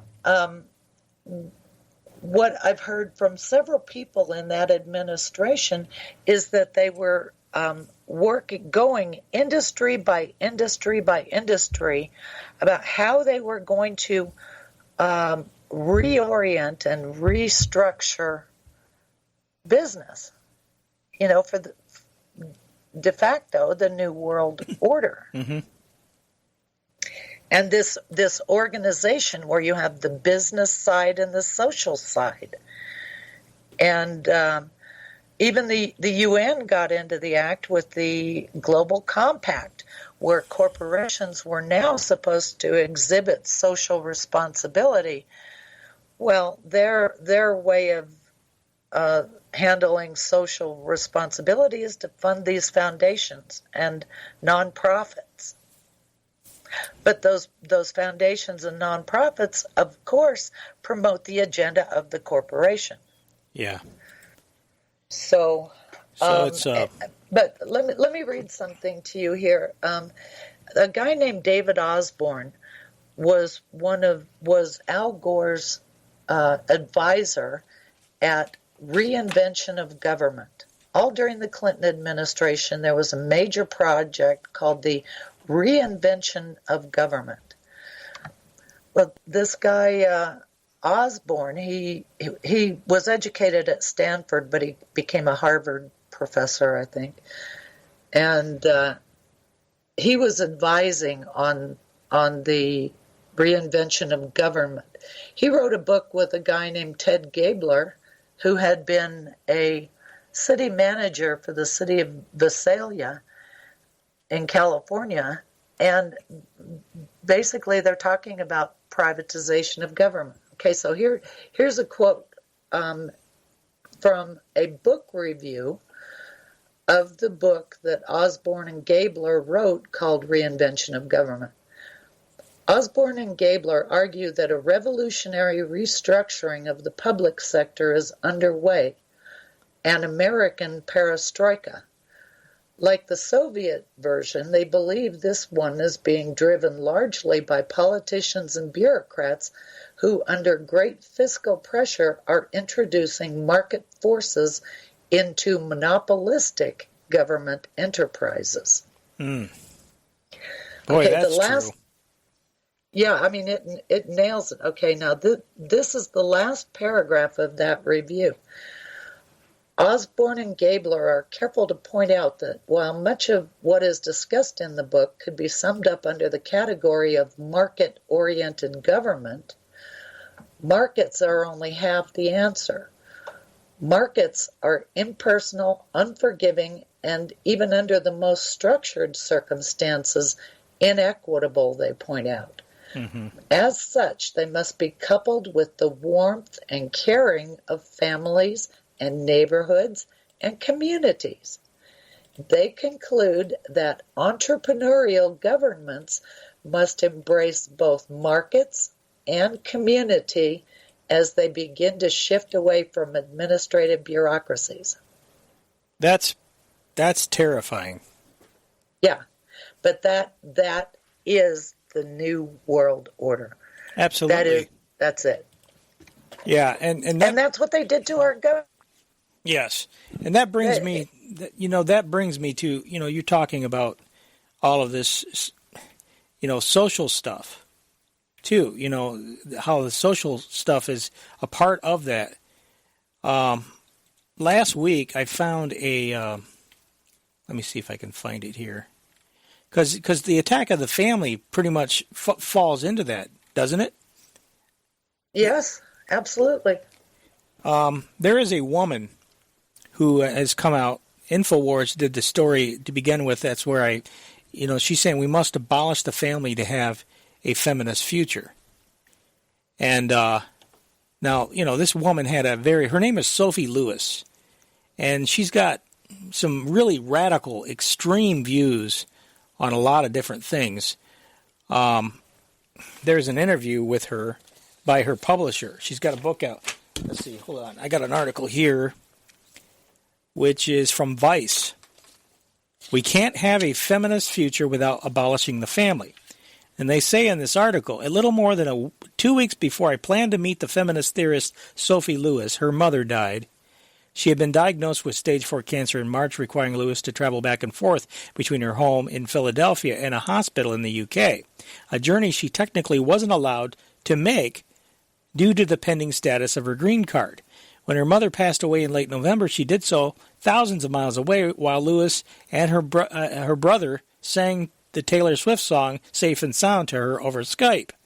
Earlier that month, at a lecture in Lower Manhattan hosted by the arts journal Efflux, Lewis, who is 31, reflected on what some might see as an obvious irony to her crisscrossing the ocean to care for her ailing mother. Verso Books had just published her first book, Full Surrogacy Now, a polemic that calls for abolishing the family.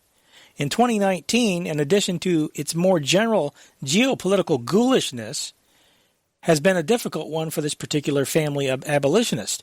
Lewis told the audience of about 24. It's been surreal because of the temporal coincidence of the full surrogacy launch, with this unprecedented requirement for me that I be at my closest bio-relative's bedside, brought the stakes of my subject matter to life with almost unbearable intensity. Anyway, skipping down, she says she's not talking about commercial surrogacy or surrogacy with a trademark after it. I don't know what she means by that. Instead, she uses the surrogacy industry to build the argument that all gestation is work because of the immense physical and emotional labor it requires of those who do it. She often refers to pregnancy as an extreme sport. If all forms of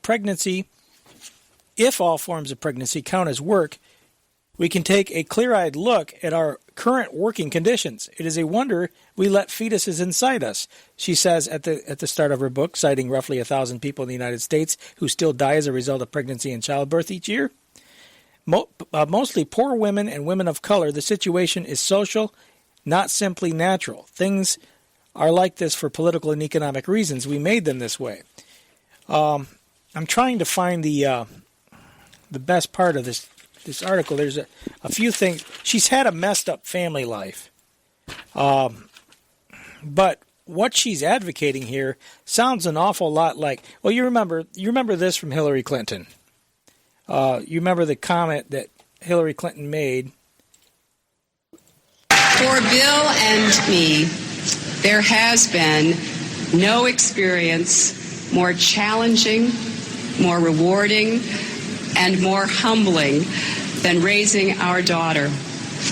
And we have learned that to raise a happy, healthy, and hopeful child, it takes a family. It takes teachers. It takes clergy. It takes business people. It takes community leaders. It takes those who protect our health and safety. It takes all of us. It takes a village. So that's where she's going with this. They say in the article, Lewis imagines a future where the labor of making new human beings is shared among all of us.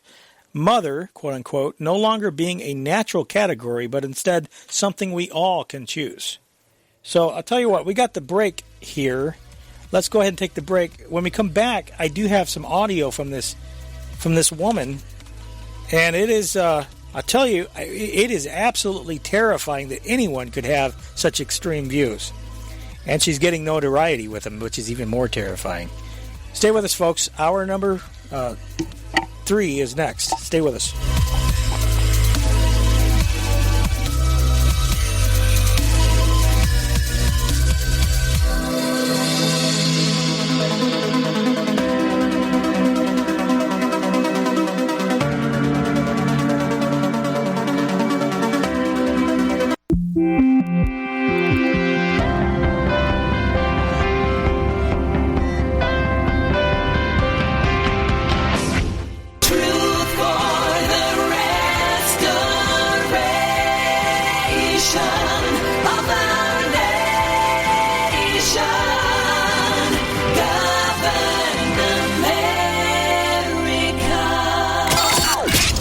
Before us the opportunity to forge for ourselves and for future generations a new world order. New world order. New world order. This is a moment to seize. The kaleidoscope has been shaken. The pieces are in flux. Soon they will settle again. Before they do, let us reorder this world around us. A new world order. A world where the United Nations is poised to fulfill the historic vision of its founders. Nevertheless, the United States is in a key position to shape this so that the problem of the Bush presidency will be the emergence of a new international order. The first decade of the 21st century, that out of what will be seen as the greatest restructuring of the global economy,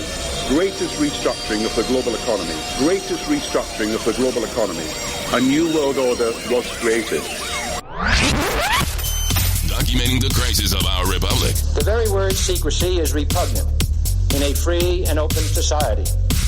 And we are, as a people, inherently and historically opposed to secret societies, to secret oaths, and to secret proceedings. Waging war on the New World Order. In the councils of government, we must guard against the acquisition of unwarranted influence, whether sought or unsought, by the military-industrial complex.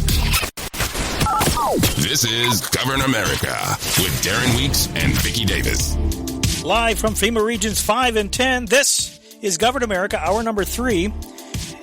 Continues to be the 7th of March, 2020, as we get right back into it, talking about this woman named Sophie Lewis and how she is promoting what she calls full surrogacy now.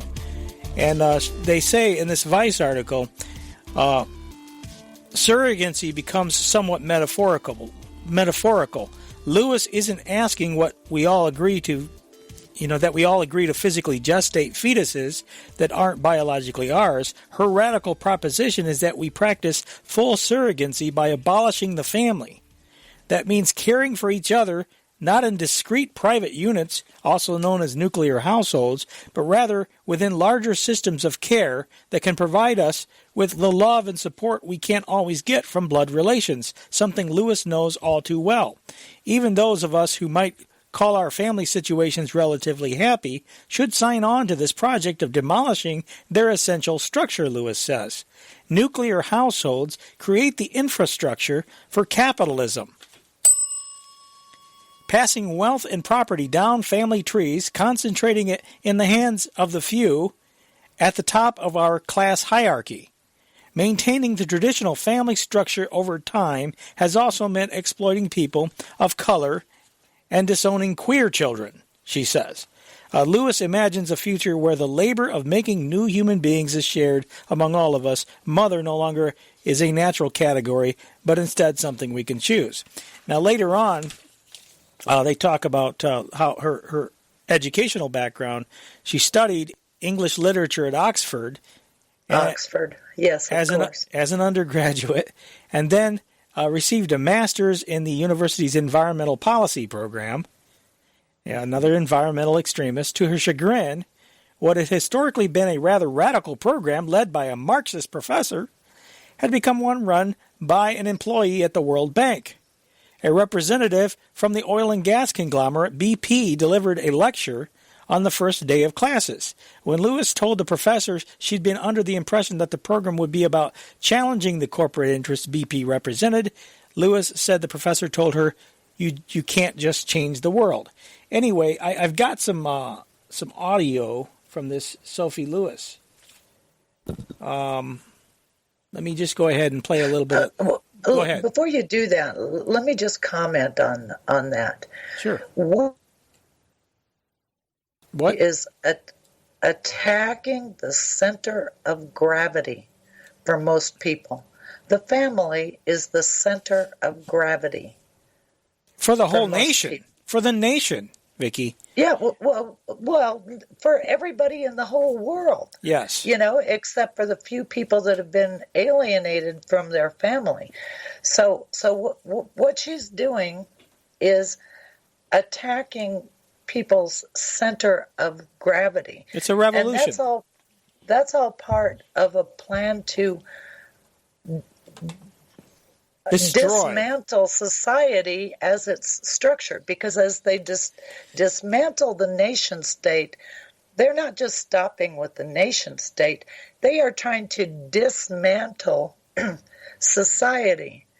And I realize that that's what the whole communist art movement is about. Communism seems to start with the arts community, and only it's not art, it's not beauty as most people view art, or something intellectual to think about. It is anti beauty, yes. Anti-culture, anti-art. That was one of the current communist goals, is to promote art. Cleon Skousen published the current communist goals. It was read into the congressional record, I think, in 1961. And one of the goals were, and there were a lot of goals, and many of them have been achieved, by the way, but one of the goals was to promote ugly art. Yes. That was in there. Right, and it's to make your whole society seem ugly. They attack everything that is a center of gravity. Mm-hmm. And so what are your centers of gravity? It's your family and their safety. It's citizenship, religion, our jobs, our constitutional government, and rule of law. Those are all the centers of gravity for the majority of people. And so what this insurgency, this communist movement does, this New World Order movement, is attacking all of those centers of gravity. Yes, very well stated. And, what does gravity do? It keeps people grounded, right? Mm. It keeps people grounded. It keeps people level-headed. And everything in society is being destroyed like that does that. And as a result, you've got people who have derangement. We talk about Trump derangement syndrome, or a lot of people do. People, even if you disagree with them, you wouldn't think of attacking them. But when you destroy basic fundamental principles of how we deal with each other, and, by the way, destroy proper family environments where you learn that is unacceptable behavior, then you have a society of so-called adults that don't understand what's acceptable and what isn't acceptable behavior, and then you create a chaotic anything goes type of atmosphere. And that's really very dangerous. That's exactly what happened in Nazi Germany. The whole movement of Dadaism, and why they called it Dada, I don't know.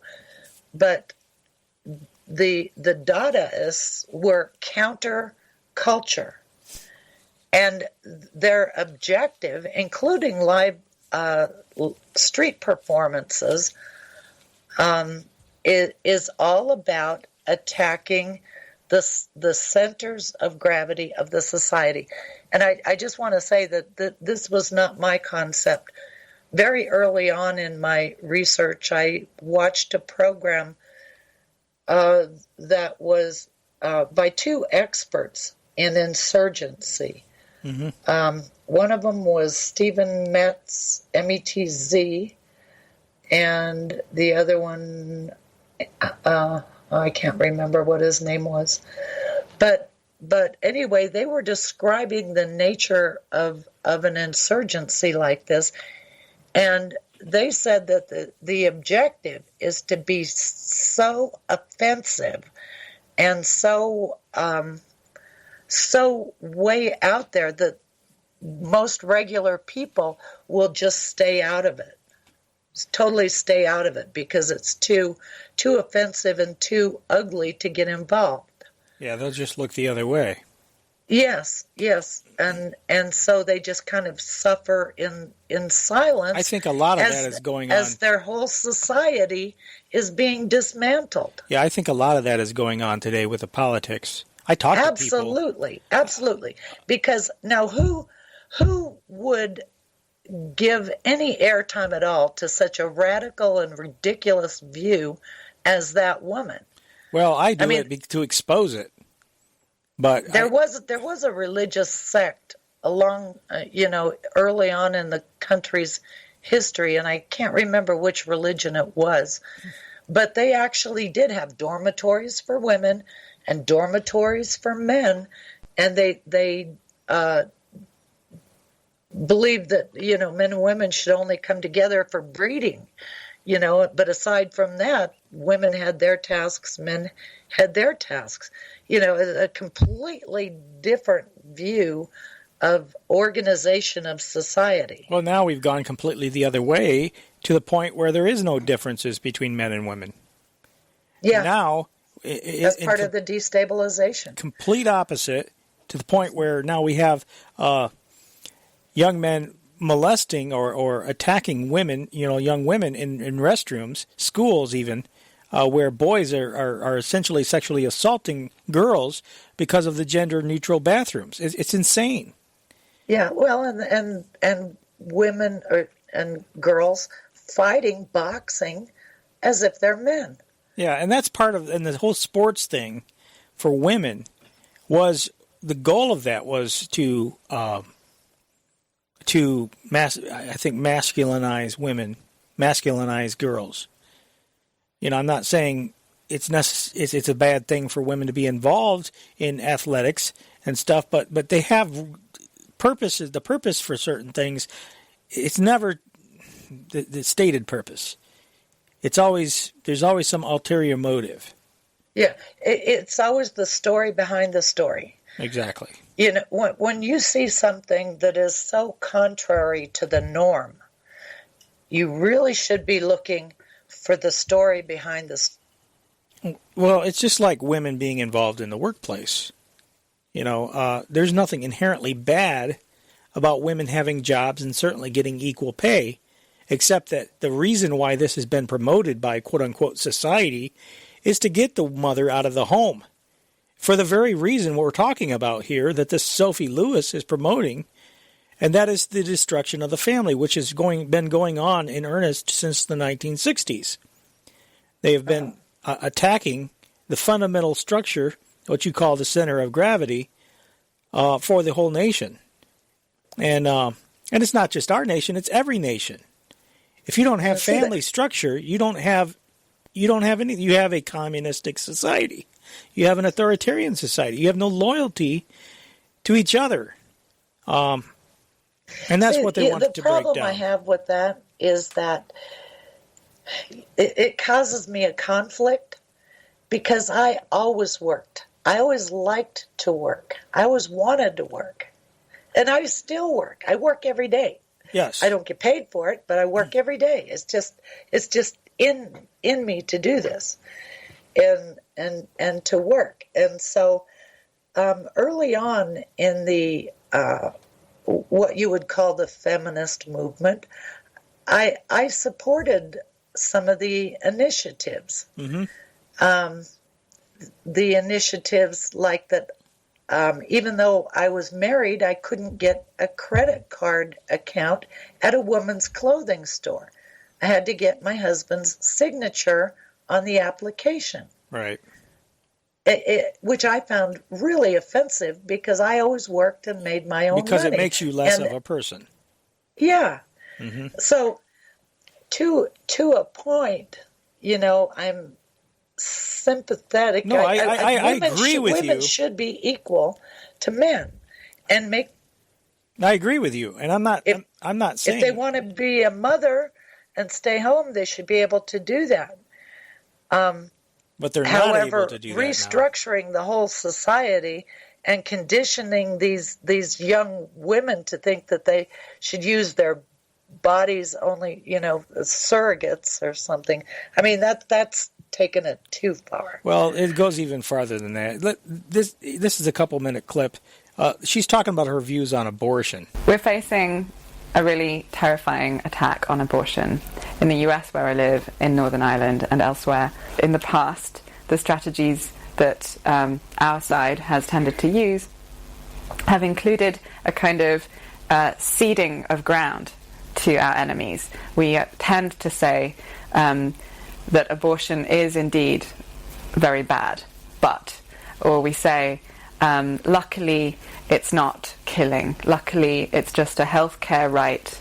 We have very little to lose at the moment when it comes to abortion, and I'm interested in winning radically. And I wonder if we could think about defending abortion as a right to stop doing gestational work.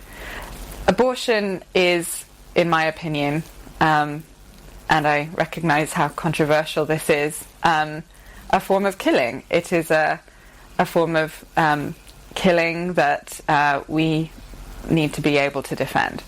I am not interested in where a human life starts to exist.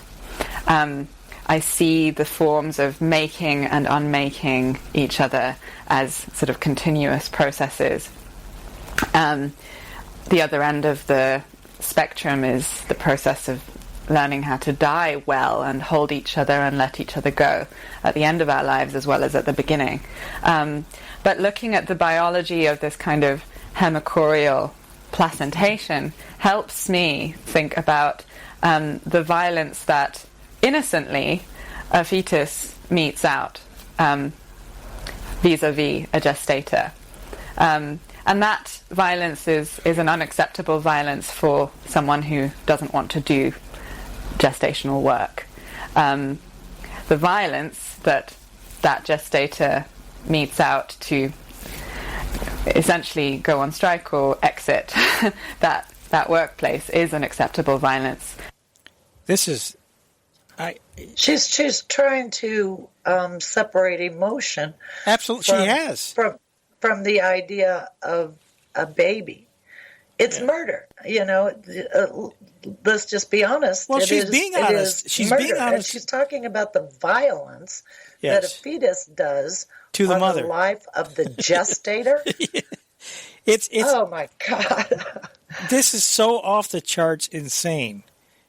But she's being honest to the point where she's admitting it's murder, but she's saying it's a kind of killing that we need to be able to defend. I have no doubt that she absolutely believes what she's saying. Oh, yeah. But I would like to be able to talk to her when she's like 60 years old. If she has any children or if she has relatives that have children, because I don't think you really appreciate the value and the how precious life is. I don't think she until you get older. I don't know that she would. Her ideology, something would really have to happen in her life to change her path and to get her off. And then she's got a vested interest too, financially, to continue on this road as well. I mean, she's Well, got, that's like true. I said, You're she's right. got a You're book right. out. I mean, she's very steeped in this ideology. I think she's got a head full of Marxism, and this is something that she intends to do something about, and in fact is. Otherwise, we wouldn't be talking about her.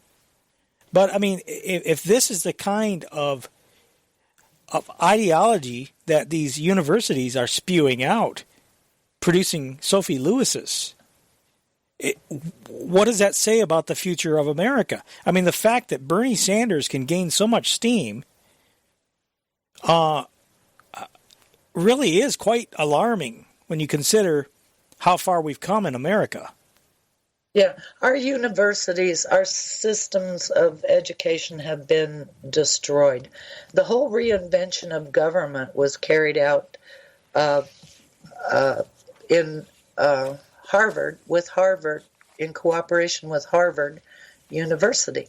They've turned our universities, our education systems, into businesses that don't have to pay taxes, and that can incubate this social movement against our society. They've been taken over by Marxists, and so their objective, especially the big universities like Stanford and Harvard, Yale, they're all involved in it, in the destruction of our society on the social side of things. Well, actually, on the government side of things, too. But I have this really great diagram. It's the... I gotta go ahead and talk for a minute. I gotta find it. I was just going to share a couple more paragraphs from this article where they talk about her. They said, we may not call it family abolition or full surrogacy, but many people have begun to erect the caregiving communities Lewis wants to see realized. Queer people build chosen families, as do other marginalized groups who depend on each other for their survival. And even within traditional nuclear households, parents might find themselves saying that it, quote, takes a village to raise children, an acknowledgement that it's not a job one can do on their own. In many ways, Lewis shows us the family has already been abolished. At the same time, the open-source, fully collaborative gestation, she imagines, remains on a distant horizon. Let's hope to God it never comes. Riffing on a famous quote from a philosopher, Frederick Jameson, Lewis considers that if it is easier to imagine the end of the world than the end of capitalism, it is perhaps easier still to imagine the end of capitalism than the end of the family. So that's Sophie Lewis. Yeah, well, even if the ideas are so far out, they will never take hold. The idea of anti-culture, anti-normal, it's anti-culture and anti-normal. Yes. She's still achieving the objective. Frighteningly so. Okay, now what I found, on my old website, I have a series of articles that I wrote called The Organization of Power. Okay. And it was research that I did trying to figure out what the organization was of this movement against our country, against our society. In doing that, one of the things I came across was the Farinha and Faria, those are the names of two academics, their triple helix triangulation model. And what this is, it's a diagram of the organization of society and the parts that various entities play in it. Okay, for example, on the outside they have society, environment, and economy. Okay, now if you put those in the context of what we've been talking about. Mm-hmm. On the inner circle, you have the academy, which is the key of knowledge, government, which is the key of stable interactions, and then industry, which is the production key. Anyway, this is a diagram of the organization of society such that you can take pieces of it. If you understand how they all work together, you can take pieces of it and attack various aspects of it. You can attack business, you can attack government, you can attack society. Interesting. Mm-hmm. Yeah, and that's what they're doing. They're attacking every little component that has made us what we are, that has made our country great, and it's a systematic deconstruction for the purpose of rebuilding. And, you got to wonder how coronavirus is going to play into this. Certainly it is, and how far are they going to take this latest scare, because there's panic buying going on all over the place. You've got stores now that are limiting purchases, Home Depot, Kroger's, Kohl's, they're limiting purchases to slow down panic buying. So things are being rationed, supplies are being rationed. And the question, and this is all being built up by the establishment media. We were talking last week about supply chains and how sophisticated the supply chains are, and what would happen if these panic buying things happen. How long would it take for things to get back up? If any component goes down in the supply chain, what a danger it would be, because it could be, weeks, perhaps even months, if you have critical pieces of the whole machine, and that's really, I deliberately use that word, going down. So it's a really kind of a frightening situation when you think about it, especially given the fact that, when people get desperate. Now, right now we're talking about Clorox bleach, we're talking about wipes and toilet paper, things like that. What happens when it starts becoming a little more substantive? By that I mean things like food. The staples you need for life. Yeah. These are worrying times. And the frightening part of it is that it was all strategically planned. That was the idea with globalization and the distribution of labor, which all comes out of Great Britain, by the way. The idea of competitive advantage and all of that. Well, China obviously has the competitive advantage in terms of the price of labor. Yeah. And China added to that by telling corporations, we'll build you a factory. We will, do everything for you. Just bring your business over here. And they did. Mm-hmm. And that's really the way the whole global economy works, is that it evolves down to the point where your government basically has to buy jobs for your people. Yeah. Because your economy has been gutted. It's all strategic. It's all strategically planned, and you can map it all out. I'll tell you what, we have a call on the line, but I think I'm going to have to take it after the break, because we're just about at the break time. But they just passed a bill in Congress, and I believe Trump has already signed the bill. As we predicted, Vicky, the coronavirus is a big money game. $8.3 billion that they're throwing at this thing. $8.3 billion. I think it was originally they were talking $7.8 billion, and then I looked and saw that they had actually raised the number to 8.3. There's going to be a lot of money flowing into the states, a lot of money flowing into the State Department, a lot of money flowing into the Health and Human Services Agency, and a lot of other things. So we can explore that some when we get back. Caller, if you want to call back, you can call back. We'll take you right after the break. Stay with us, folks. We're at the bottom of the hour right now. This is Govern America. Don't go away.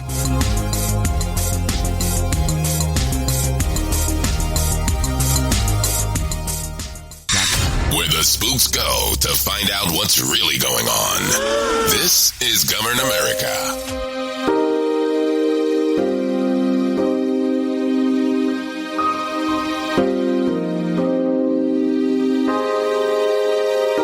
All right, we're in the home stretch of the broadcast right now.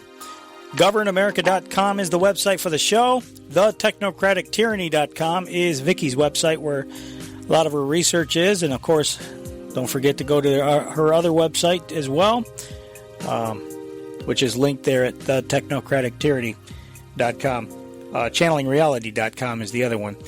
Anyway, we're continuing on here. I just mentioned before the break, the Congress just approved $8.3 billion.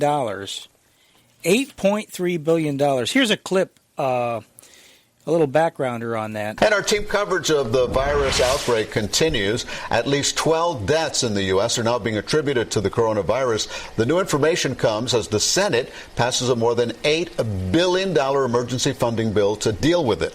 President Trump could sign the bill as soon as tomorrow. CBS 4's Christina Ruffini is on Capitol Hill with the race to respond. On this vote, the yeas are 96, the nays are 1. The Senate voted overwhelmingly to approve $8.3 billion in funding to help fight and contain the coronavirus. The bill includes more than $2 billion to help federal, state, and local governments prevent, prepare, and respond to the crisis, and $3 billion to develop vaccines and test kits. The Trump administration dispatched health officials to the Hill for a briefing with lawmakers. By the end of the week, we believe we'll have shipped enough for 75,000 people to be tested. These tests are sent out free. They go to the 70 or more public health labs that are part of our network. While many Republicans said they were satisfied, some Democrats, including House Speaker Nancy Pelosi, said they still have questions. We had concerns, and they're going to get back to us on some of the answers. The concerns regarded not only the number of the test, but the integrity of the test. A House committee has launched an investigation into the Trump administration's handling of the outbreak. Meanwhile, Speaker Pelosi has said she wants an after-action review to help the government be better prepared for the next public health crisis. Mike, welcome to Vice President Mike Pence, who's heading up the administration's response to the outbreak, visited 3M, a company that makes face masks and hand sanitizer. As we are expanding testing around the country, there are going to be more cases. Pence announced Wednesday that costs of coronavirus tests will be covered by all private insurers, as well as Medicare and Medicaid. Christina Ruffini, CBS News, Capitol Hill. 3 Republicans, 2 in the House, and Kentucky Senator Rand Paul voted against the emergency funding bill. The Capitol is still open to the public, and so far there are no extra security measures in place. Okay, ABC News said the legislation contains $7.8 billion in new money. Now, again, as I said, they raised that, so it's $8.3 billion now. New money for federal agencies on the front lines of fighting the virus. The Centers for Disease Control and Prevention, the National Institutes of Health, the State Department, and the Small Business Administration. It allocates $3 billion for the research and development of vaccines and therapeutics. $1 billion is sent within 30 days to state and local preparedness efforts, with the measure dictating that no state receive less than $4 million. Another $1 billion will go to help the Department of Health and Human Services for health preparedness efforts, $100 million of which will go directly for community health centers. I'm looking at some of the other things here. I'll leave that there. Then there's the Washington Post did an article on it, and it says it sends billions to address nearly every aspect of the outbreak, from vaccine research and development, and there's your university funding probably, to support for state and local public health agencies, to medical supplies and preparation at home and abroad. So they say the package includes more than $3 billion for research and development on vaccines, therapeutics, and other treatments, as well as $2.2 billion for the Centers for Disease Control and Prevention to support the response from federal, state, and local public health agencies, including for lab testing and infection control. Other parts of the deal include close to $1 billion for medical supplies, healthcare preparedness, and community health centers, among other things. Also included is $1 billion in loan subsidies for small businesses, Vicky.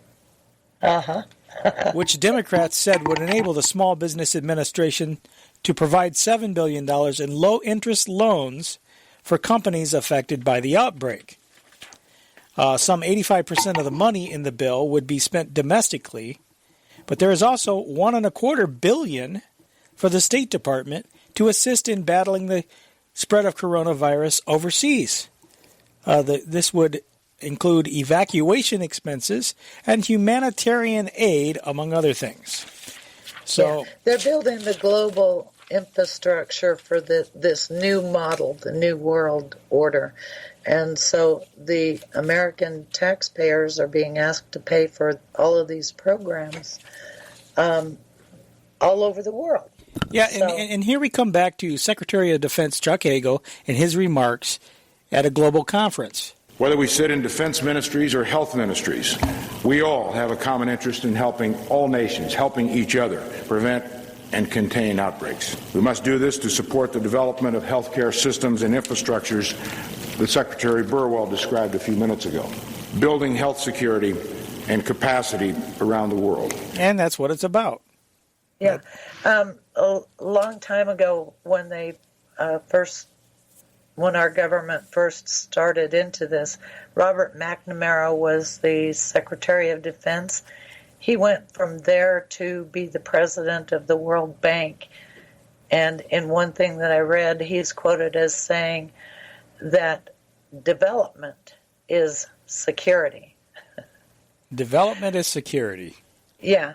So economic development around the world at the direction, of course, of these foundations, using the money that they not only have themselves, but that they extort from corporations.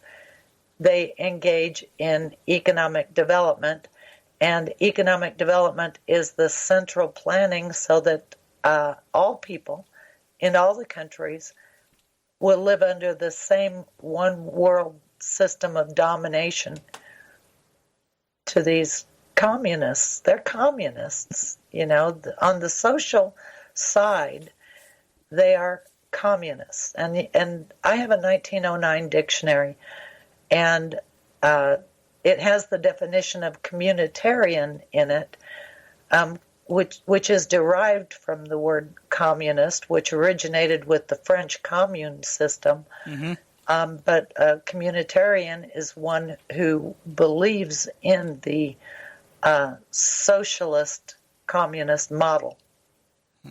Yeah, well, it's very driven toward the well-being of the whole versus the individual. It's a gutting of individual rights, is what it really is, which is what communism is.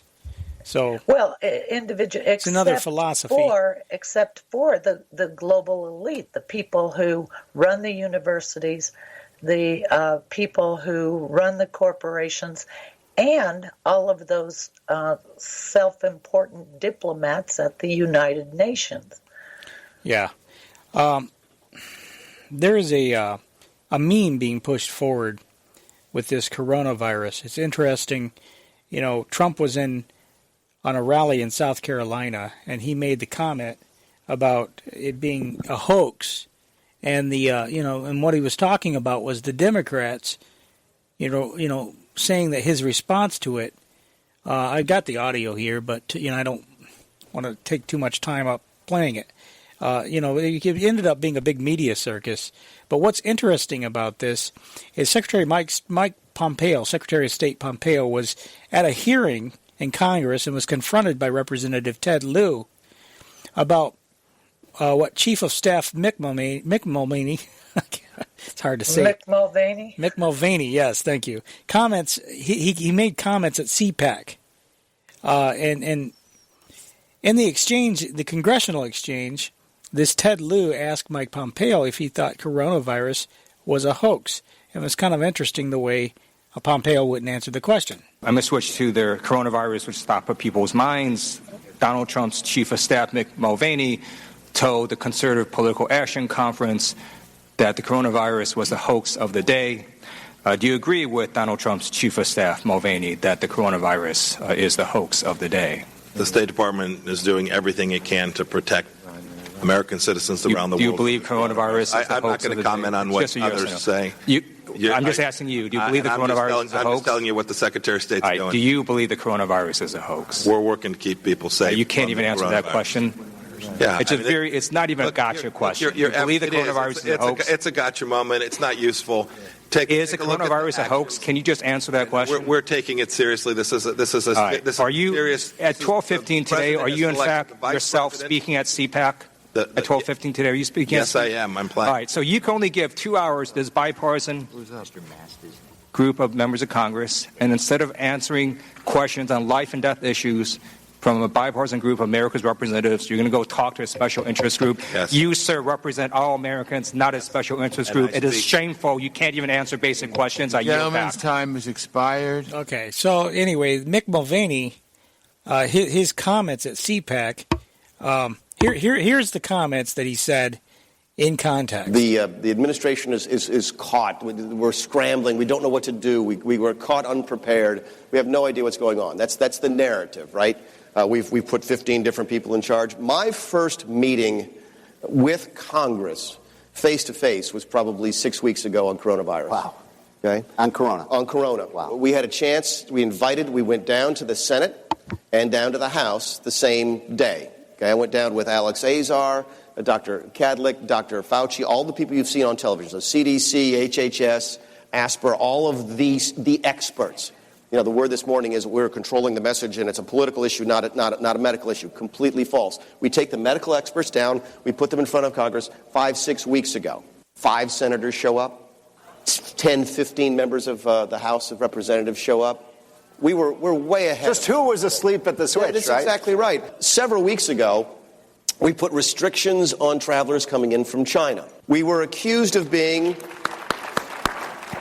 some on the left of being racist for doing that. True, I'm not making that up. That was in the press. This was an anti-Asian policy that we were doing this. Just bizarre. The president took decisive. By the way, the last time that we enforced a federal quarantine was 1969 for smallpox. We did it over a month ago in this administration in order to prevent the further outbreak in this country. We took extraordinary steps 4 or 5 weeks ago. Why didn't you hear about it? What was still going on 4 or 5 weeks ago? Impeachment. And that's all the press wanted to talk about. So that while real news was happening, and we were dealing with it in a way that I think you folks would be extraordinarily proud of, and that was serving the nation extraordinarily well, the press was covering their hoax of the day because they thought it would bring down the president. The reason you're saying so much attention to it today is that they think this is going to be what brings down the president. That's what this is all about. So I think it's interesting how all of this is focusing on this, it's centering on this whole hoax. And I've got another audio I won't play from a few more illustrating this point. Hillary Clinton was on one of these late night talk shows, these comedic talk shows, where she was talking about how, Donald Trump shouldn't be calling it a hoax and blah, blah, blah. The administration's calling it a hoax, and this isn't something you can just insult away. It's almost like, to me, with this meme being put forward that the administration is calling it a hoax, that anybody they should be calling it a trap. Anybody who's he questioning was right in calling it a trap, because that's what it is. Well, if anybody is questioning the numbers, if anybody's questioning anything about it, then it's almost like this is as a preemptive gaslighting of people to keep them from talking about it. Very much the same way that the Russian situation, how Trump was gaslit on the whole Russian thing. Okay, well let me say it's an extortion trap by the organizers of public opinion. Okay, they can go out and for the administration, it's a damned if you do and damned if you don't. Yes. So they have to take the path that is least risky to themselves in order to stay in office, because if they didn't take those steps, then you would see people dying in large numbers, and then, they would be out as politicians. So it's an extortion trap so that they can continue the reorganization of our healthcare system and the global emergency management system, Gemini, by the way. That's the acronym is Gemini, but it stands for Global Emergency Management, blah, blah, blah, something. So they really have to do what they're doing, even though it is a hoax. Yeah, it's the conversation's being steered so that you're not allowed to say that, and there you go. I thought it was also interesting. Economist Mark Frost was on Fault Lines on March 2nd. He said there was a conspiracy theory going around in Hong Kong. You remember they had those protests going on over there. He said there's a conspiracy going around there that China deliberately engineered the coronavirus to lock down Hong Kong and shut down dissent.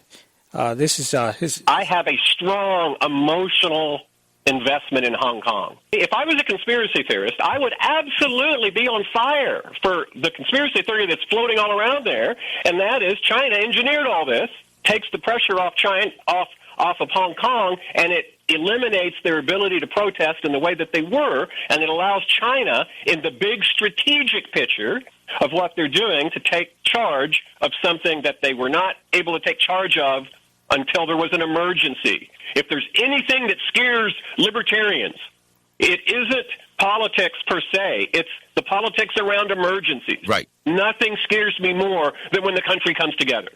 I agree with you because, that's the one time when the government can declare martial law. They can take the ultimate power, and people don't go, hey, wait a minute. People go, yay, good job. We got to give you all the ultimate power so you can protect us. When we're scared is when we're sheep. There you go. And in that vein, NBC News is reporting FEMA preparing for possible coronavirus emergency declaration. They say the Federal Emergency Management Agency is planning for the possibility that President Donald Trump could make an emergency declaration to bring in extra funds and personnel to assist the administration's coronavirus response. Now, this was printed before the bill was passed, so I don't know how this affects that. But we know that those executive orders were signed years ago, enabling, and I wish I had thought to bring those up, but they have everything from the FEMA list of executive orders. They had in their provisions for separating families, provisions for taking control of the power plants, electricity, energy, dams, everything, communications. Let me see if I can find that. Should only take a second to pull out. Here it is. This is it went back all the way to John Kennedy in 1962. Seizure, Executive Order 10995, seizure of all communications media. 10997, seizure of all electric power, fuels, and minerals in public and private. 10999, seizure of all transportation, including personal cars, trucks, vehicles of any kind, and total control of highways, seaports, and waterways. 11,000, seizure of all American people for workforces under federal supervision, including the splitting of families if the government finds it necessary. Seizure of all 11,001, seizure of all health, education, and welfare facilities, public and private. 11,002, empowered the Postmaster General to register all men, women, and children in the United States. I think we've already have that. It's called Real ID. 11,003, seizure of all airports and aircraft. 11,004, seizure of all housing and finance authorities to establish forced relocation designed to be abandoned as unsafe. 11,005, seizure of all railroads, inland waterways, storage facilities, public and private. And there's also 12,919, which was signed by Bill Clinton, which encompasses all of the previous executive orders. Sorry, I had a tickle in my throat. But this is what they've been planning for years. Now, I'm not saying that all of this stuff is going to grow out of coronavirus. I really think a lot of this will play out. They got the funding they were looking for, and more than likely, it'll eventually go away. There was another thing that was kind of interesting, though, and I know we got a caller on the line. Bear with me for just a minute. There was a book that was put out by Dean Koontz, was the guy's name. He was the New York Times bestseller list. It was really fascinating. He published this thing in 1981, and it was a thriller. And what is interesting about it is he has the name of the book. Give me just a second. I'm bringing up the picture. Dean Koontz, The Eyes of Darkness is what it's called. And in The Eyes of Darkness, he's got this: in around 2020, a severe pneumonia-like illness will spread throughout the globe, attacking the lungs and the bronchial tubes and resisting all known treatments. He's got that in his book. Now, that could be, it could be a coincidence, but it's a heck of a coincidence. There are no coincidences that are that specific. Sorry. Well, they say the similarities in there. They call, he goes on in another page, he says, they call the stuff Wuhan 400. Nobody ever heard of Wuhan until just... Yeah, it does. It is pretty interesting. They call this stuff Wuhan 400 because it was developed at the RDNA labs outside of the city of Wuhan, and it was the 400th viable strain of man-made microorganisms created at the research center. Wuhan 400 is a perfect weapon. It afflicts only human beings. No other living creature can carry it. And, of course, that's not true for coronavirus, I guess. But anyway, they go on to say that it can't survive outside the body for longer than a minute, which means it can permanently contaminate. It can't permanently contaminate objects or entire places the way anthrax and other microorganisms can. So anyway, I don't want to get too bogged down in that. I just thought I'd mention it because it was very intriguing, to say the least. Anyway, the insight is in how the organizational structure of this organized movement against society works. Uh-huh. Okay, I found a quote going back to that triple helix system. Uh-huh. Okay, there was a conference in Amsterdam in 1996, and they had an outline of subjects, and one of the items on a subject that they were going to talk about is universities in knowledge-based economies. And under that, the entrepreneurial university and the emergence of democratic corporatism. Okay, so the corporatism is the partnership between nonprofits and corporations, and then government and corporations.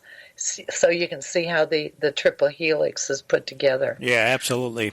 I'll tell you what, let's go ahead and take the caller real quick. I'm sorry, Jerry in Texas. Unfortunately, we're running out of time, so you'll have to be quick. Go ahead, sir. Okay, 3 points. Here in Texas, Austin, capital, by Southwest, a big festival. They canceled it. 50,000 signatures to cancel that. I don't know. Don't tell me how many hundreds of $millions of revenue that generates every year. But it's been canceled. I just saw the headlines on it today. Wow. How many of these major corporations, the airlines, cruise ships, all these things are going to get federal funding bailout like it did 9/11. Think about that, folks. Our tax dollars saving the private sector over this. Good point. One last point. With the exception of 2 people named in Japan that died from the coronavirus coming off the cruise ship, I have not gotten any names or ethnic background of the people that have died. Caucasian, Hispanic, African, Black Americans, Black Africans, they're not giving any demographics on who's getting sick and who's dying from it. I find that rather curious. The infested areas in the United States, California, Washington State, highly populated by Far Easterns, Orientals. Think about that, folks. Who is suffering from this? Is it Caucasians? Is it Western European? Who is it that's catching this stuff? That's a good question. It's Asian people. We know that. I don't know what the racial makeup is among a lot of the others, though. Italy's they've had several deaths supposedly and infested, but where these people come from? Are they true Italians, or are they of Far Eastern descent? Well, I don't know. They're not naming any of these things. Yeah. So they're just throwing out numbers. So many people's contracted, so many people's died, so many people's been hospitalized. But what are they? Are they, again, Caucasian? Well, there's a lot of answers. A lot of answers we're not getting, and I come back to what we talked about in previous weeks. How exactly are they determining these people who are sick? What testing are they using exactly to determine this? And I think that's one of the most fundamental questions that we have to ask. Unfortunately, we're just about out of time, so we won't be able to ask too many of them today. But well, yeah, but I mean, to think about that, folks, who's getting sick? I don't want to be racist or anything else, but let's get some hard demographic facts on it. Vicky, Darren, really appreciate your show, and thank you. Y'all have a good weekend, and pray for our president and our country. Yeah, amen. Thank you very much. I appreciate you, too. You have a good week as well. Folks, we're just about out of time, but he's right. We need evidence. We need, how do you find this stuff out, though, when the HIPAA laws prevent patients from information from being put out there? Right. We need information. We don't need opinion. Yeah. And, because the opinions we get are likely to be organized opinions. Yeah, there you go. One more thing. For a political purpose. One more thing as we head for the hills here. I was listening last Sunday night. Art has a broadcast he does himself on Spreaker, and I was listening. He had my friend, a good friend, Steve O'Brien on there. One thing that came out of that interview that was very important, the World Bank, as it turns out, has been floating bonds dealing with pandemic emergency financing. That's something that I think we have to look into a little deeper. Yeah, we have to look into the emergency rooms and how they're connected to each other and how all of that relates to the Belt and Road Project. Yeah, there's a lot to look into. All right, folks, join us again next week. Pray for this republic. Do what you can to restore it. Thanks, Vicky. I appreciate all you do, as always. And we'll be back here next week, folks. Tell a friend and join us then. God bless you, folks. And we'll talk to you then. Bye-bye.